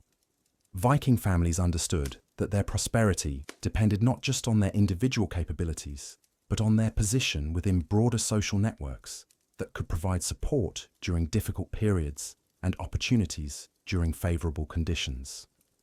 They invested significant time and resources in maintaining relationships that might not provide immediate benefits, but could prove essential for future success. The legal and political systems that governed Viking communities created what political scientists would call institutional capital that enabled stable cooperation and peaceful conflict resolution even when communities faced significant stress. These institutions weren't just rules and procedures. They were shared understandings about fairness, responsibility, and mutual obligation that enabled people to work together effectively despite having different interests and priorities. Viking legal traditions emphasized restoration and prevention rather than punishment, which helped preserve the social relationships that were essential for community prosperity. When conflicts arose, the goal wasn't to determine winners and losers, but to find solutions that could restore community harmony while preventing similar problems in the future. These conflict resolution mechanisms created what game theorists would recognize as positive sum outcomes, where all parties could benefit from peaceful solutions rather than destructive competition. Viking communities that developed effective conflict resolution capabilities became more attractive to potential members and trading partners, which created additional opportunities for growth and prosperity. The religious and spiritual systems that provided meaning and motivation for Viking daily activities created what psychologists would call intrinsic motivation, that enabled sustained effort toward challenging goals without external rewards or compulsion. Vikings weren't just working to avoid punishment or gain material benefits. They were participating in meaningful activities that connected them to larger purposes and enduring values. The seasonal festivals and religious observances that marked important points in the Viking calendar weren't just ceremonial activities. They were systematic renewal processes that reinforced motivation and commitment while celebrating achievements and acknowledging challenges. These events provided opportunities for communities to reconnect with their core values and recommit to their collective goals. The storytelling traditions that preserved Viking cultural knowledge weren't just entertainment or education. They were inspiration systems that provided examples of excellence and achievement that motivated continued effort and innovation. Young Vikings learned not just what their ancestors had accomplished, but how they had overcome obstacles and adapted to changing circumstances. These motivational systems created what positive psychologists would call eudaimonic well-being, where people experience satisfaction and fulfillment from pursuing meaningful goals and contributing to something larger than themselves. Vikings weren't just surviving or even prospering in material terms. They were living purposeful lives that created lasting value for their communities and future generations. The craft specialization systems that developed advanced skills and capabilities created what economists would recognize as human capital that could generate sustainable competitive advantages over time. Viking communities that invested in developing superior craftsmanship could command higher prices for their products while creating employment and prosperity for their members. But Viking craft development wasn't just about economic benefits. It was about cultural expression and artistic achievement that enriched community life and created objects of lasting beauty and significance. Viking craftsmen weren't just producing functional items. They were creating works of art that express cultural values while demonstrating technical excellence. The trading networks that connected Viking communities to distant markets created what network theorists would call small world effects, where information and resources could flow rapidly across vast distances through relatively short chains of personal relationships. These networks enabled Viking communities to access opportunities and resources that would otherwise be unavailable, while sharing risks and benefits across multiple participants. Viking merchants weren't just buying and selling goods for immediate profit. They were building relationships and gathering information that could benefit their entire communities over extended periods.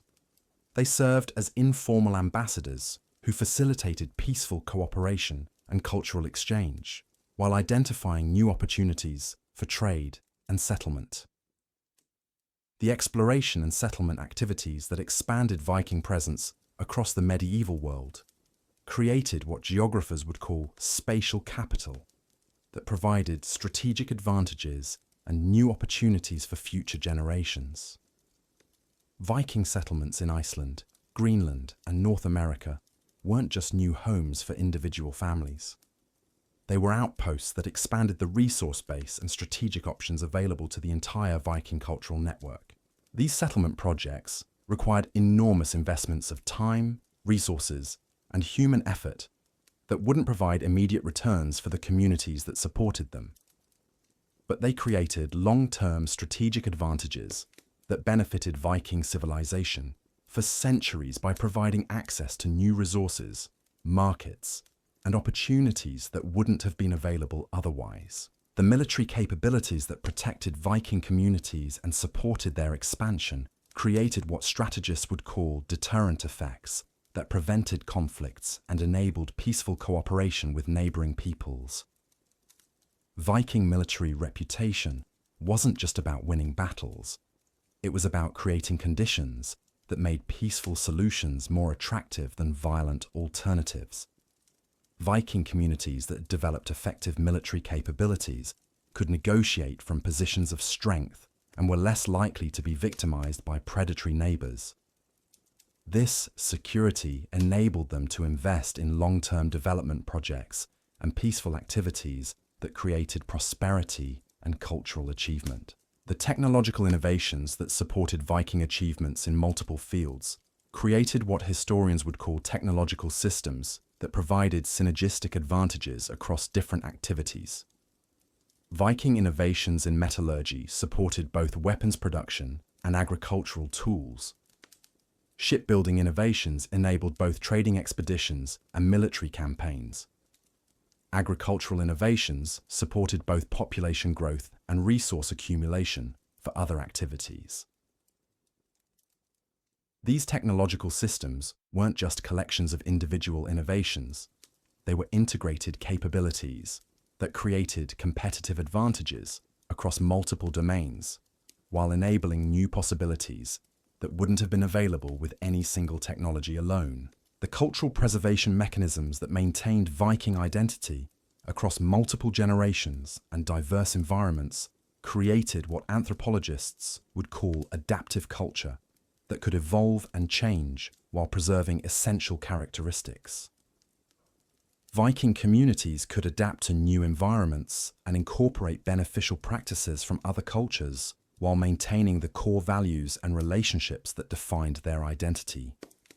This cultural adaptability enabled Viking civilization to survive and thrive despite facing dramatic environmental changes, political upheavals, and cultural encounters that destroyed many other medieval societies. Vikings could maintain their essential characteristics while adapting to new circumstances because their cultural systems were designed for flexibility and resilience. The educational systems that prepared young Vikings for adult responsibilities created what developmental psychologists would call competence motivation that enabled lifelong learning and continuous improvement. Viking children didn't just learn specific skills and information. They developed learning capabilities and problem-solving approaches that would serve them throughout their lives. Viking educational practices emphasized understanding principles and developing judgment rather than just memorizing facts and procedures. This approach created adults who could adapt to new situations and continue learning throughout their lives, rather than being limited by their initial education. The environmental management practices that enabled Vikings to thrive in challenging climates created what ecologists would call sustainable relationships between human communities and natural ecosystems. Vikings understood that their long-term prosperity depended on maintaining healthy environments that could continue providing essential resources across multiple generations. Viking resource management wasn't just about immediate extraction and consumption. It was about maintaining productive capacity and ecological health that could support both current needs and future opportunities. This long-term perspective enabled Viking communities to avoid the environmental degradation that destroyed many other medieval civilizations. The integration of all these systems into coherent daily routines that could support both individual flourishing and collective achievement represents perhaps the most sophisticated example of social organization in medieval history. Vikings created cultural systems that were simultaneously stable and adaptive, efficient and flexible, local and global. Their success demonstrates that remarkable achievements are possible when people organize their daily activities around clear purposes, while maintaining the adaptability needed to pursue those purposes effectively under changing conditions. The Vikings who woke up before dawn to begin their daily routines were participating in cultural systems that would create some of history's most extraordinary achievements while preserving the human values that made those achievements meaningful. But the most profound lesson from Viking daily life isn't about their specific techniques or practices. It's about their understanding of how to create sustainable systems that could support human potential while remaining capable of growth and evolution. They understood that true prosperity required building adaptive capacity that could turn challenges into opportunities while maintaining the relationships and values that give life purpose and meaning. The daily routines that governed Viking life weren't just efficient ways of accomplishing necessary tasks. They were systematic approaches to building the capabilities, relationships, and cultural capital that enabled extraordinary achievements while creating sustainable foundations for future generations. Every aspect of their daily activities was designed to create value that extended far beyond immediate needs to build something larger and more enduring. When we examine Viking daily life through this comprehensive lens, we begin to understand why these remarkable people were able to achieve things that seemed impossible to their contemporaries while living in some of the world's most challenging environments. Their daily routines weren't just about getting through each day successfully. They were about participating in cultural systems that could support human flourishing across multiple generations while adapting to whatever challenges and opportunities the future might bring. The Vikings who performed these daily routines understood something profound about the relationship between individual excellence and collective prosperity, between tradition and innovation, between stability and change. Their legacy isn't just their specific achievements in exploration, commerce, and military affairs. It's their demonstration that human communities can create systems that enable both individual fulfillment and collective achievement, while remaining capable of continuous adaptation and improvement. Their story offers timeless insights into fundamental principles of human organization that remain as relevant today as they were over 1,000 years ago. In understanding what Vikings did all day, we gain more than historical knowledge. We discover principles for creating sustainable success that can support human potential while preserving the values and relationships that make that success meaningful and enduring. The remarkable daily life of Vikings reveals that their greatest achievement wasn't any single expedition or conquest. It was the creation of cultural systems that could support human flourishing while remaining capable of evolution and growth. Their daily routines provide templates for building sustainable prosperity that doesn't depend on static advantages or rigid structures, but on adaptive capacity that can turn any challenge into an opportunity for continued development and achievement.